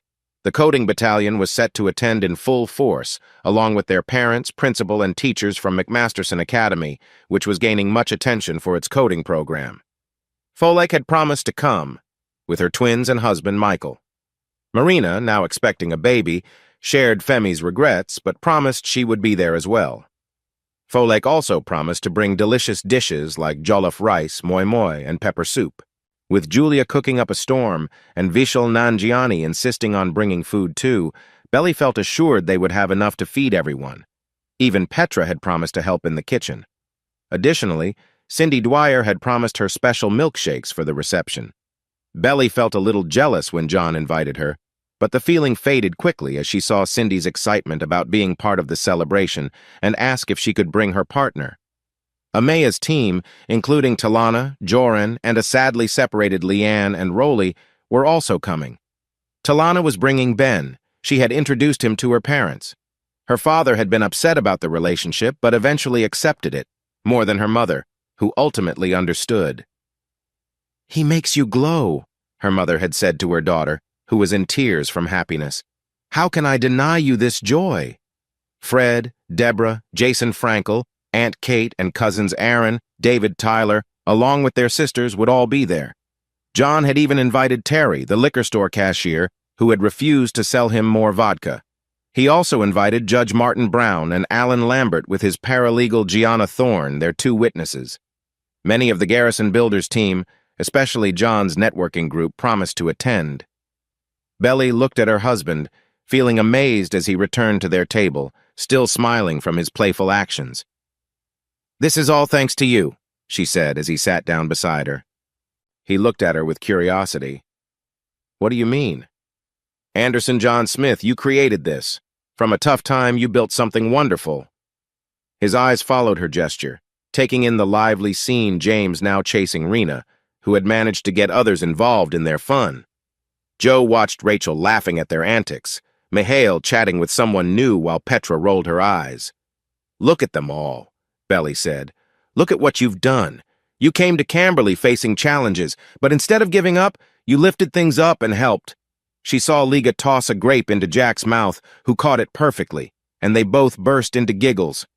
"You made this happen. You connected all these people." "I didn't," he started to say, but she interrupted. "You did," she insisted. "If you hadn't repaired the Bedan breakfast, if you hadn't helped Amia and her group, if you hadn't joined Bill's company." She pointed at Mike and Greta sharing a piece of toast. "If you hadn't just been you kind and helpful, none of this would have happened." Her gaze turned to her parents, her father feeding her mother more fruit. "We would have lost our bed and breakfast, maybe even our home. The battalion wouldn't exist. Bill wouldn't have met Petra in our hallway." She smiled. "And I wouldn't be here, watching my husband create joy just by being himself." She noticed him blush at that, looking around at the happiness around them. He seemed so humble that he didn't realize he was the center of it all. "I think I just got lucky to be on the right path." She shook her head and took his hand. "No, we both got lucky. You brought us together, and we get to have you." A loud shout and burst of laughter drew their attention. In the playful chaos, Rena had surprised Randall. Everyone held their breath, waiting to see how the usually serious crew chief would respond. Then Randall smiled a big, genuine smile and calmly picked up a piece of ice. "Oh, you're in big trouble, young lady," Prakash teased as his wife giggled. Rena stepped back, playfully protesting, "Uncle Randall." "So I'm uncle now, am I?" Sarah was already giggling as her husband stood, ice in hand. "You better run!" "Daddy Bill!" Rena cried. "Help me!" But Petra placed her hand on her husband's arm, stopping him from rescuing their new daughter. She smiled playfully. "Let the fun continue." "Mom!" Katerina shouted as Randall moved, with everyone jumping out of his path. Belly felt John's thumb gently rubbing her hand, and when she glanced at him, she found his eyes on her. He smiled. "Thank you, for helping me heal, for making me so happy, after everything. Thank you." In that moment, she couldn't believe how much she loved him. Behind them, Rena squealed as Randall's ice hit its target. Mihail left his conversation to join in the fun, teaming up with his sister, while Emma and Alana squealed and took cover. Jack seemed torn between staying with Liga and joining in, but she made it easy by grabbing some ice herself. Then someone dropped an ice cube down Mike's back, and chaos broke out. Belly watched John's eyes light up as he enjoyed the fun. This was the man she loved, someone who could make broken things whole, who turned strangers into family, who could love deeply even after facing tough times. She thought back to the morning, the closeness they shared, how safe she felt with him, how cherished, how completely loved. "Hey," she said, drawing his attention again. "I love you." His smile grew wider. "I love you too." Suddenly, a lump of soft ice landed in the middle of John's back, causing him to jump. "Sorry," James called out, not sounding sorry at all. John's eyes narrowed as he reached for the ice. "Excuse me, Mrs. Smith, I have a brother to challenge." Belly laughed as he jumped into the fun, then gasped when ice-cold water splashed over her shoulders. Pam looked far too innocent. Unknown to her, Don was pointing at her. She stood up, grabbing some ice. "You'll pay for that, Mommy." The bus rolled toward Camberley. Most passengers were asleep, tired from the night flight from Bermuda. Belly was curled up against him, her face peaceful, one hand loosely holding his shirt. Don and Pam dozed across the aisle, while behind them Prakesh's wife rested her head on his shoulder. Joe Sonner was awake, tired but smiling as he scrolled through his phone. The Garrison kids were sprawled across the back seats, worn out from their Caribbean adventures. A flash of white caught AJ's eye as they passed a small hatchback. For a moment, his heart sank. It looked so similar to her car, same make, same model. But it wasn't. This one was a different shade of white. He remembered receiving the letter when his worry became anxiety. The fine paper, clear typing, careful words from her father's secretary explained that Amaya had arrived safely and excitedly shared news with her parents about her fiancé, about their plans together. She had shown them pictures on her phone, told them how completely in love and happy she was. Then, "It is with deep sorrow that I must inform you that 2 days after her arrival in Marrakesh, Amaya's vehicle was in an accident just outside the city. The brakes failed. Her passing was swift." The letter had been sympathetic but remained formal. Her parents were too upset to reach out personally. They knew about him only through their daughter's stories during her final days. Mr. and Mrs. Paolini cannot bring themselves to write directly to you. They find it hard to do anything but mourn at this time. The secretary attached a copy of the death certificate, confirming in Arabic and French that Amaya Paolini's vibrant life had ended in Morocco. At the end, the purpose of the certificate and other documents became clear. Regarding Amaya's belongings in Camberley, her parents authorize you to dispose of them as you see fit. Any needed documents are attached. He remembered reading the letter and felt the weight in his chest as his world fell apart again. How fortunate he had been to have people around him to help until he found strength to endure. Belly stirred beside him, mumbling in her sleep. He pressed a gentle kiss to her forehead, grateful for her presence, for her love, and how she had helped lift the burden in his heart, just like she helped him with her support. Until her loss brought it back in a very different way. He pictured her again, smiling at him, wonder in her eyes as she looked at the ring he had given her. Again he felt thankful for having known her, for having loved her, for knowing how it felt to be loved by Amaya Paolini. The bus turned onto the familiar road leading to Millie and Milton's. Around him, people stirred as the driver made the announcement. Don blinked awake, immediately checking on Pam. The Garrison kids stretched and yawned in the back seat. As they arrived at the bed and breakfast, AJ felt a rush of memories. He loved this place, and he always would. This was where he had picked up the pieces of his life. Here, he found a sense of belonging, and he had shared special moments with Amaya Paolini, and now with Belly Thompson. Belly Smith. This was where he had created a family from unfamiliar faces. He spotted her parking spot, the one she always used since she planned to be by his side. He remembered their first day together, when she hurriedly cleaned up her car, trying to look nice for him in the parking lot, which left him a bit confused. "Hey," Belly said softly, fully awake now. "You okay?" He smiled at her. "Yeah, just remembering." Everyone gathered their bags, making plans to stay in touch and to meet again for the wedding, his wedding. To the wonderful woman beside him, who was already his wife. He and Joe helped Don with his and Pam's luggage as Pam hugged everyone goodbye. They headed to their cars, tired but happy. After hugging her parents, AJ took Belly's hand as they walked to his car. Room 103's window caught the morning light, reminding him of all the joy and heartache those walls had seen. It was where he had found love, lost it, and found it again. "Ready to go home?" Belly asked, squeezing his hand. He looked at her and saw her complete love and smiled, feeling grateful. "Yes. Let's go home, Mrs. Smith." The sound of the doorbell ringing woke him. Then AJ heard knocking on the door. Disoriented, he sat up, trying to gather his thoughts, feeling his wife's warmth beside him. They had enjoyed light-hearted moments earlier, but were too tired to do much more. While he wore a shirt and pajama pants, she had completed her routine and gotten cozy under the covers. She stirred as he moved around. He kissed her gently to help her fall back asleep. The ringing and knocking continued. Frowning, he reached for his phone and saw it was nearly 4 p.m. He had silenced it so they could rest, but now he noticed 37 missed calls. A chill settled in his stomach. The doorbell rang again.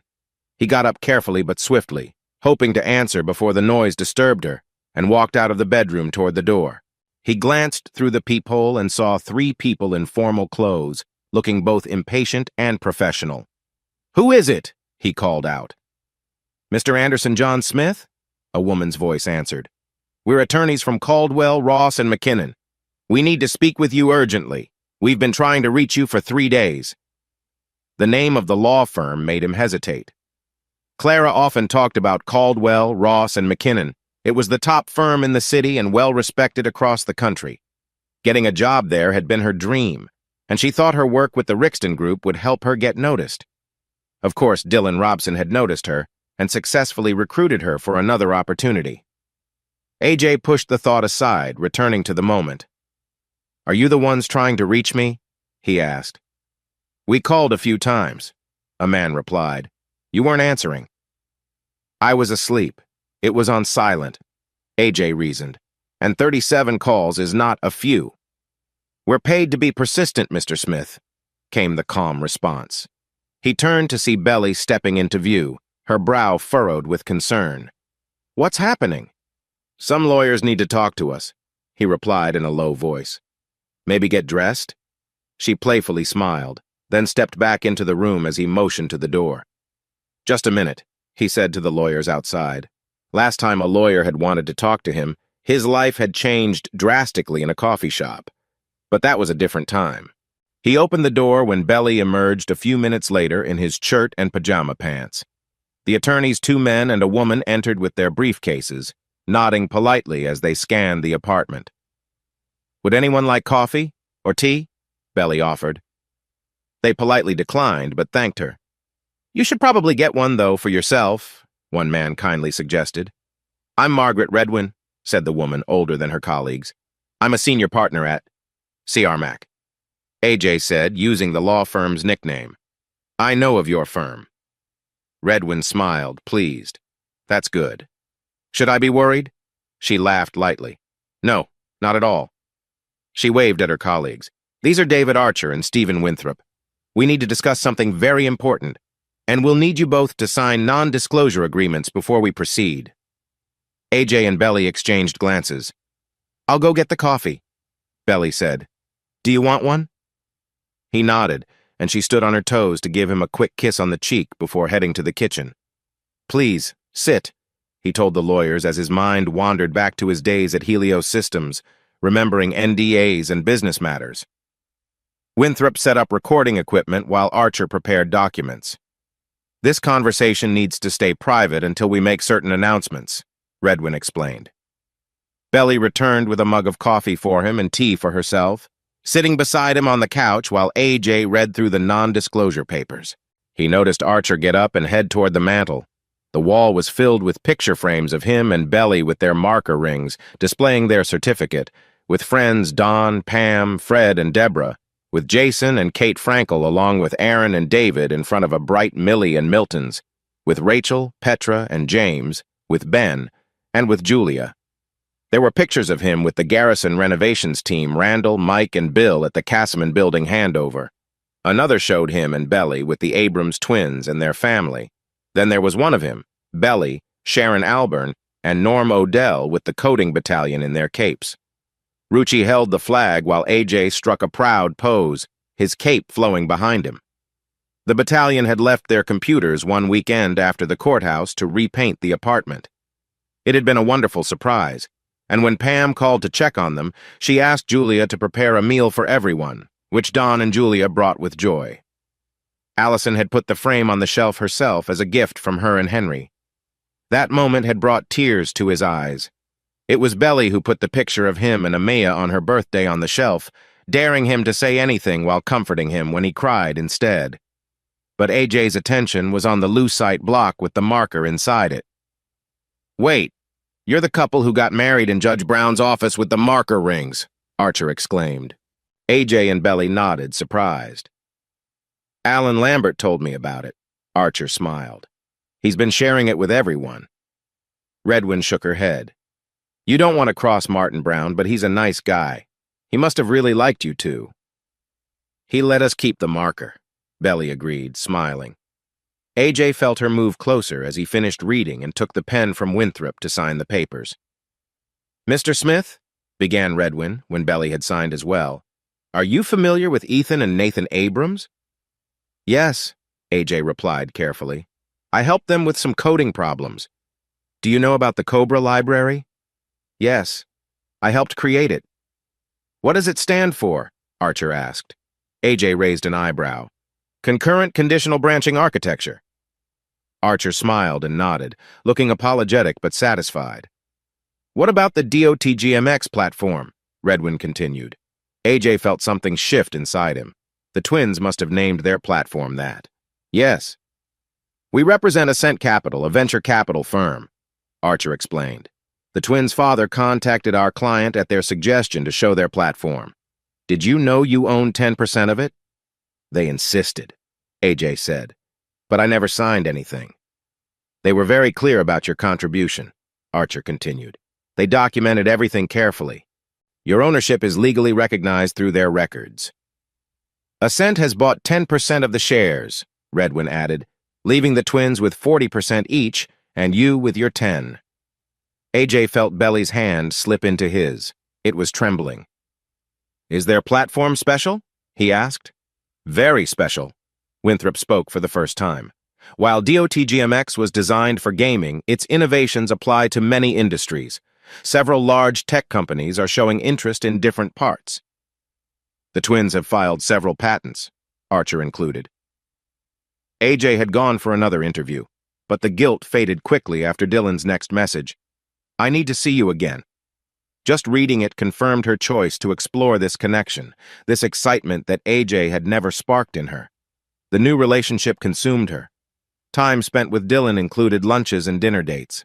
Sheila kept telling her how perfect they were as a couple, how clearly Dylan was in love with her. Then came the morning sickness. She called in sick to work, and Dylan noticed her absence during their usual morning calls. He complimented her, calling her beautiful, and saying how he wanted her by his side. She felt thrilled by his words, wanting to be near him. That morning he asked if AJ was home. When she said no, she sensed what was coming. She convinced herself that she couldn't resist when Dylan came over. They spent time together in the living room and shared tender moments in her home. It felt exciting then, so romantic. Sheila was thrilled for her and insisted that it was true love. Dylan came over the next day and the next, and they enjoyed their time together in every corner of the house. On the fourth day of feeling sick, she realized her period was late. She bought pregnancy tests and hid them away. The doctor's confirmation that she was almost 2 months along saddened her. She had wanted the baby to be Dylan's.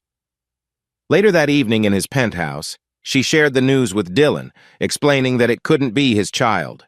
She worried he wouldn't want her anymore or accept another man's child. But he surprised her with a proposal. She knew then that this was true love, especially when he promised to raise her husband's child as his own. "Dylan can provide for you and the baby," Sheila advised. "This is the best choice you can make." By then, she hadn't been close to AJ in weeks. The thought of his touch disgusted her. She lay as far from him on their bed as possible. She only wanted Dylan's love. AJ would understand eventually, she believed. He was a good man. He would accept that she had to follow her heart. "The font choice, Clara?" the wedding planner asked again. Clara nodded without really paying attention. She was thinking about the coffee shop, how she had carefully written that letter to share her feelings. They had decided on a clean break Dylan would buy AJ's part of the house, and she would go to Paris with Dylan to make it easier for AJ to move out. The idea was to be kind and understanding. She had always been good with words, able to express deep emotions on paper. This skill had helped her as a lawyer. She had appealed to AJ's kindness, his good nature, and his love for her. But seeing his face as he read her letter had hurt her. He had signed the divorce papers in shock and left, clearly upset by her choice.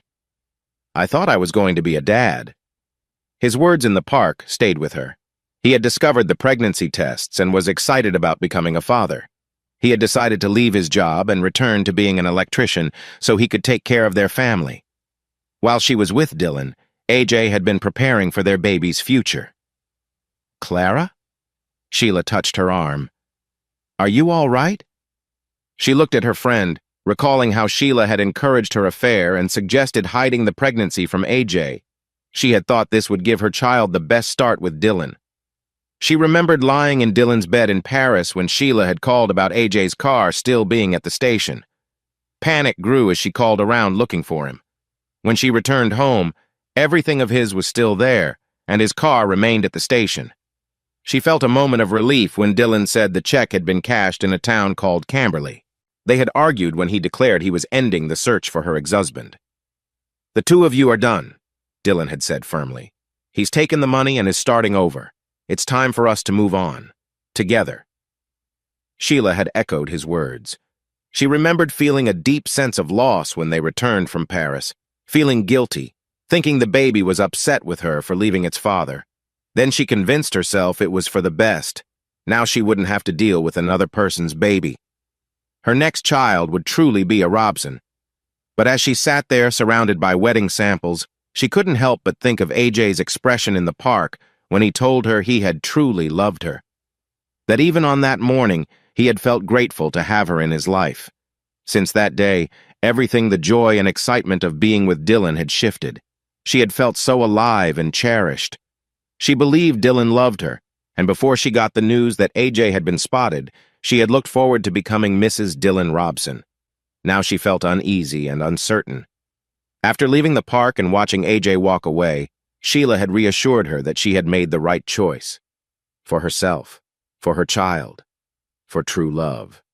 But, oh my. Her sister's sudden shout brought her back to the moment, to the busy wedding planner and her concerned best friend. Her family had not been happy when she announced her marriage to AJ was over. They had liked him. Not even when she mentioned her engagement to Dylan Robson, the future CEO of the Rixton Group, did they seem satisfied. Grace had quietly asked if money played a part in her decision to leave, and she had honestly denied it. True, she admitted to herself, AJ had treated her in ways she had never known, and the luxury of his home had amazed her. Sure, his wealth had made him stand out, and he was very attractive. But what they had was a true connection, a real bond, something her marriage could not hold. Dylan was her soulmate, the other half of her heart. "Oh my," Grace's voice broke through again. "Clara, have you seen this?" Grace looked pale as she stepped into the room, holding a small magazine. She tossed it onto the table. The Sunday supplement of the Commercial Courier featured 3 people on the cover. 2 teenagers wore brightly colored t-shirts, one yellow and one red. Between them stood Anderson John Smith, wearing a small, knowing smile. The headline read, "The DOTGMX Phenomenon. The Story of the $4, 3 billion and Rising. Platform wowing the tech world." Sheila's mouth dropped open, and her hands trembled as she picked up the magazine. Their meeting with the planner ended abruptly, much to the planner's annoyance, but she accepted it with only a forced smile. An hour later, in a small cafe across the street, Sheila and Grace sat with Clara, who read the entire article again. The detailed profile of Anderson John Smith, a 10% owner of DOTGMX, included photos of his mother in Doha and his brother working as a doctor in Borneo. There were pictures of his late father and his cherished uncle, now married to his boss at a construction company. There were pictures of him and his co-workers in their work clothes. There were pictures of him with family and friends, including a man in a uniform holding a pretty woman in front of an old Georgian building. There were pictures of him with some kids and their parents, along with the principal of a school. All of them, including him and his wife, wore special outfits. There were pictures of him and his wife showing their bond in their cozy home, the entryway reminding her of when they would meet while putting away coats and sharing laughter. There was even a picture of him and his late fiancée, both smiling brightly. Sheila looked at the magazine in disbelief. When she glanced up, Clara saw confusion and fear in her eyes. What Clara felt was empty. Of her, the woman who had been married to him for almost 4 years, and whom he said he loved dearly. There was not a single word about her. She stopped in her tracks, her breath catching in her throat when she saw him. He was sitting at a table by the railing looking over the water outside. His eyes were hidden behind sunglasses, and a hint of gray could be seen in his short hair as the evening light shone on him. He laughed at something his much younger companion said. She had not seen him in more than 10 years, only in newspapers and online. At an event in Sutton, she had kept out of sight as he walked by. In the time since their separation, she had often searched for him, typing his name into a search engine. Results always appeared quickly, and seeing his face stirred up many emotions. But like a moth drawn to light, she found herself looking for him again, aware that it was painful but unable to stop until her need for closure faded. This cycle happened every few months since their split. Her last search had been just over 4 months earlier. This time, she managed to resist going back to her old habits. She had felt proud then, proud of her strength, proud of not hurting herself more. In the weeks after that, she thought she was finally moving on.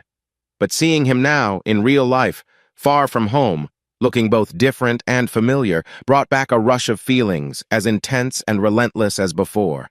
Pain, guilt, regret, shame. That awful emptiness over what had happened. "There you are," her best friend said as she stepped onto the balcony behind her, then paused as she saw him too. "Oh." Clara turned away before he could spot the young woman sitting with him, not wanting him to see her looking toward him. "Let's get out of here." Her friend whispered softly, taking Clara's hand and looking away. Clara nodded, unable to speak, and let Sheila, still her best friend despite everything, guide her away. AJ laughed as Sharana tried to convince him to talk to Dr. Allison Lisser so she and 3 friends could retake their quiz. Then he looked at her seriously and shook his head. "No, Sherry, absolutely not." He chuckled again as she pouted, trying to sulk. "So you got a B." "A B minus, Uncle AJ," she said. "Mom is going to be upset." "So?" He shrugged. "It's just a quiz. You can make up for it. Just focus on doing well in the class." And I like my position in the family," he continued, thinking of the strong woman Allison had become. "I don't want to face her anger." Sherry looked at him in disbelief. "That's not fair, Uncle AJ. She really cares about you." He raised an eyebrow playfully. "You think that would change anything with Allison?" "That would only make her more determined." He laughed as a shocked look spread across his niece's face. "She might make you one of her special projects." Sharana quickly stood up. "Maybe I shouldn't say anything." AJ sighed, turning his gaze away, wondering when she had grown up and why young girls her age often wore less clothing. "Does your dad know about that swimsuit?" She looked around as if her father might suddenly appear. She pouted again. "Uncle AJ!" "Get a shirt and keep it on unless you're going in the water, then put it back on," he instructed firmly. "And I mean a solid shirt. Understand?" She pouted but nodded. He pointed at his cheek and she sniffed. Still, she leaned over to give him a gentle kiss on his cheek. "I love you, Uncle AJ," she said, still sulking. "Love you too, Sherry," AJ replied. "Shirt, now." Ben and Talana's daughter sniffed again and walked off. AJ leaned back in his chair, smiling as he read messages on his tablet. One was from the twins asking for his thoughts on getting a new 3D modeling program by a gifted creator. Ethan and Nathan were still focused on games, aware of everything but not really interested in other uses for their platform. Their gaming-focused branch had most of their attention.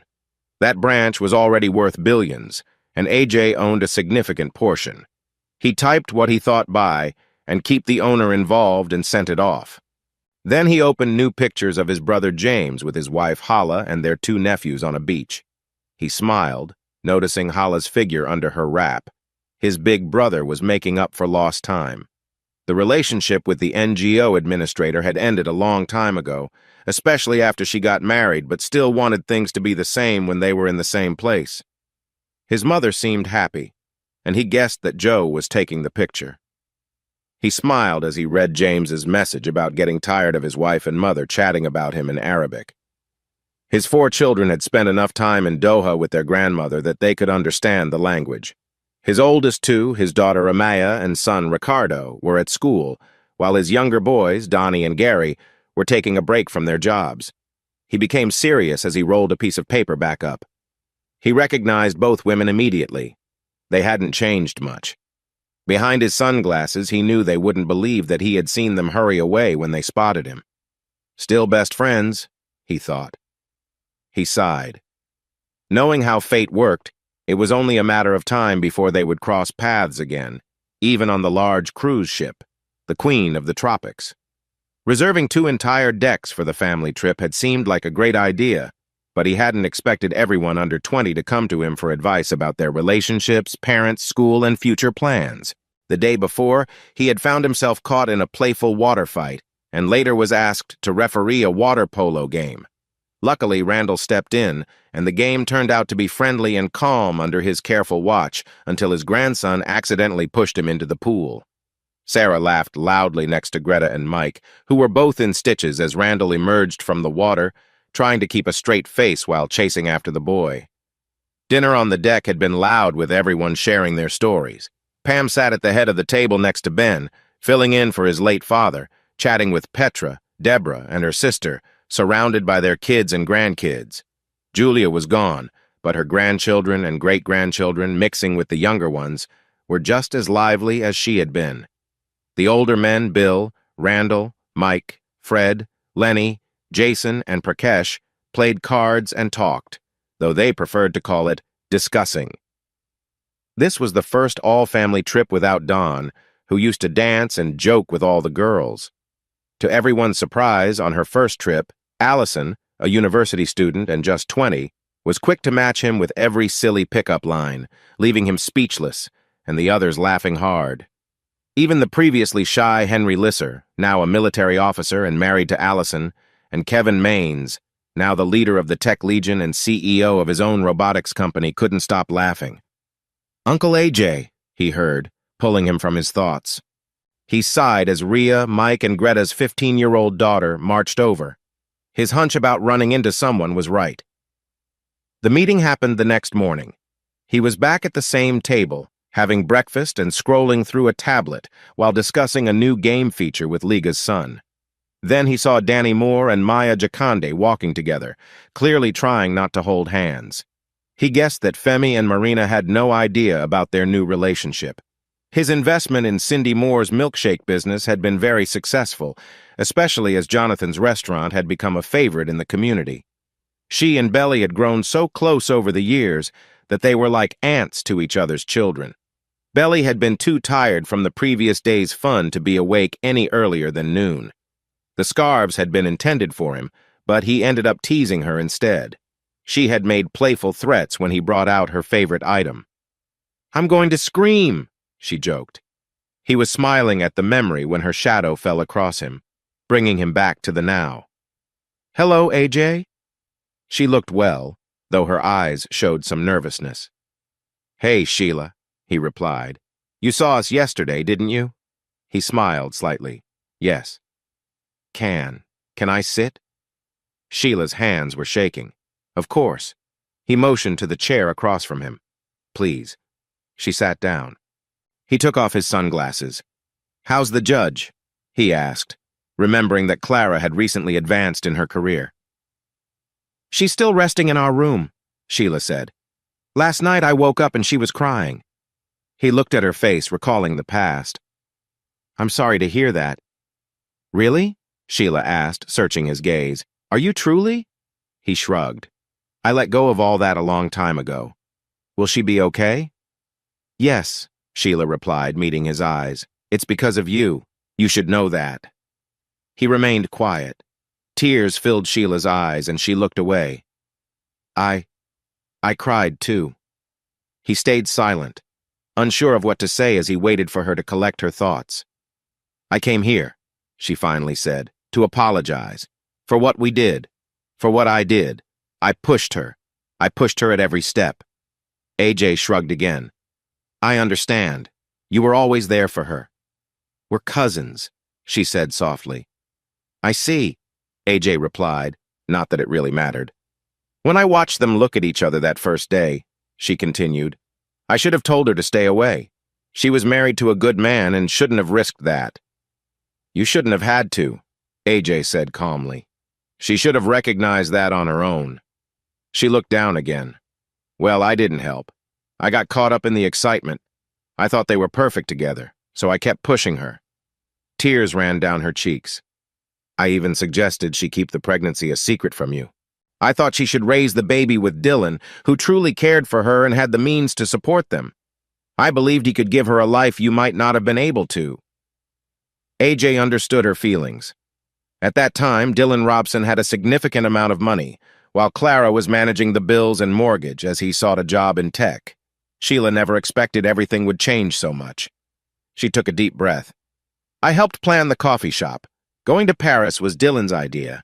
Clara was so charmed by him that she would have done anything he wanted. Looking up, she continued, but after we met you at the park, things started to change. She became more distant, even before everything happened with you and the twins. AJ listened as Sheila described how Clara and Dylan's relationship began to struggle. Even before their wedding and after their baby, a boy named Andrew was born. She started to drift away from me, Sheila explained. She was really interested in you. She searched for information about you online, hoping for some connection, some acknowledgement from you. Even to call her unfaithful, but you never did. Dylan became aware of her searches and got upset, accusing her of wanting to go back to her former life because he was now much richer. He called her materialistic, which led her to leave him. I think she might have still cared for him, Sheila said, her thoughts far away. But she told me she felt unhappy. The whole situation with Andrew felt wrong. Sheila met his gaze again. Later, she told me all this. When she left Dylan, she cut me out of her life. We didn't talk for nearly 8 years.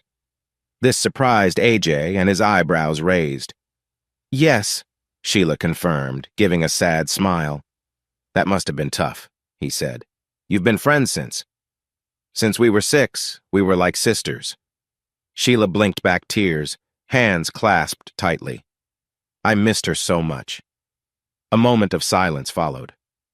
I got married during that time, Sheila continued. Kyle. We met in a charming way. We sat next to each other on the train and he just started talking to me. He made me feel special. Everything seemed perfect. He proposed in the middle of the street and said he wouldn't get up until I said yes. Everyone clapped. He used to serenade me. I loved him deeply. He filled the emptiness Clara left in my life. We had 2 kids and the perfect family. He was my soulmate. It was a fairy tale come true. Tears flowed as she remembered dropping her kids off at school, realizing she forgot an important file, and driving back home to retrieve it. She entered the house and saw clothes scattered on the stairs, clothes that were not hers. She found Kyle in their bed with his ex-girlfriend, a woman who had been at their wedding. He told me she was always meant to be, that she returned and he was moving on with her. He said he was sorry for hurting me. Her hands trembled as she spoke. She was smiling at me while he said it. AJ reached out to hold her hand, touched by her sorrow. I'm really sorry. I fell into deep sadness. I couldn't sleep or eat. I struggled to take care of my children, Sheila whispered. I don't know how I got through it. She looked at him. That's when I realized what we did to you, when you said you didn't know you could feel such pain without breaking. That's why my best friend cut me off. Sheila held his hand tighter. Until that moment, when it happened to me, I thought it was romantic, true love. She saw what I couldn't. We were wrong. I am truly sorry, AJ. Sheila sobbed quietly, squeezing his hand. Please forgive me. His eyes filled with tears at her sadness and regret. He recalled the moment when Robson sat next to Clara, taking her hand. Her look of admiration for him, the single ring on her finger where she once wore 2. When he read her letter, her explanation. No one deserves that kind of hurt, he said. It shattered me. Sheila said, it was like having this heavy weight in your chest and not knowing how you're still breathing. Yes, Sheila gasped, staring at him. Oh my goodness, yes. It took her a moment to compose herself. Clara came when she heard. She showed up at my door. We hadn't spoken in years, but my sister came. She held me as I cried. I did this to him, she said. Sheila bit her lip, shame in her eyes. She was talking about you. That was why she left Dylan, why she cut me out of her life. She realized it. I cried for you then. I couldn't believe I caused another person that much hurt, but I did. She shared how Kyle moved out, filed for divorce, and married his one within weeks, as if their life together meant nothing. She grimaced. He even invited me. She laughed bitterly. It didn't last a year. She left him the week before their anniversary. During their years apart, Clara had also married again, to a kind and gentle man she still cared for. but she still felt unworthy and left him as well. The only person in her life since then was Andrew, her son. She started to tell him about Dylan Robson moving on too, but she hesitated and apologized. AJ shrugged, not mentioning that he had met Robson and his second wife at a charity event in Berlin. The former model had blushed and smiled at him, not noticing her husband's discomfort during their handshake.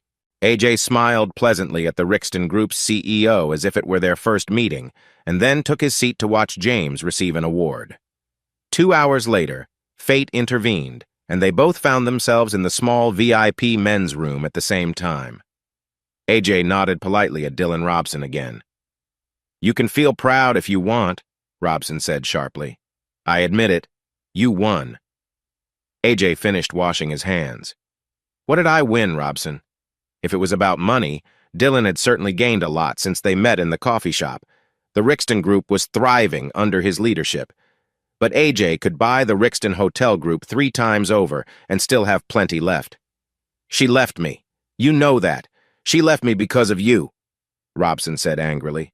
"I loved her, but she still walked out on me and our child." "You were going to take my child away," AJ replied softly. "You wanted to keep me out of my own child's life, Robson." Dylan became silent, his hands tightening into fists. "I haven't talked to Clara Powell in years, Robson," AJ continued. "I never asked her to leave you. It wasn't my fault your marriage ended." Robson's expression changed, and then he slouched slightly. "We tried to get GB and R to work with us in Cagliari," Robson said quietly, "but the answer was no." "Was that you?" Actually, it was Belly, who was representing him on the board of Garrison Builders and Renovations, that insisted Bill say no to the contract. AJ nodded. "Yes." Robson nodded back. "I guess you're also why the Tech Legion and DOT GMX conferences don't want to work with us." Belly again, but AJ nodded. "Yes." Dylan stood for a long moment looking at AJ in the mirror. Then he took a deep breath and left the bathroom. He listened to Sheila talk about her kids and how they were doing. When they finished their chat, he told her that if Clara wanted to talk, it was okay. Clara did want to talk.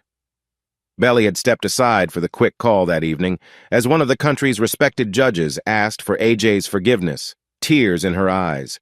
In the end, they shared a laugh as she showed him pictures of her son, their dog, and their vacation memories with Sheila and their children. He told her that he had forgiven her long ago and that she should move on.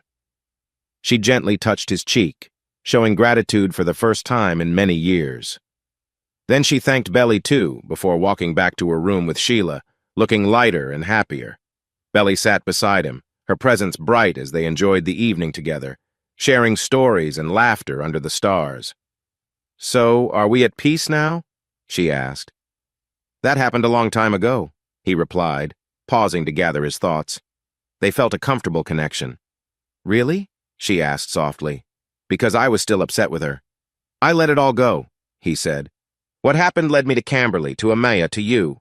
It brought us everything we have now. I forgave her a long time ago.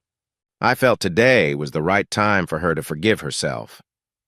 Belly looked at him with warmth and appreciation. "You're a good man, Mr. Anderson John Smith," she said with a smile as they continued to talk and enjoy their time together. "I care about you a lot."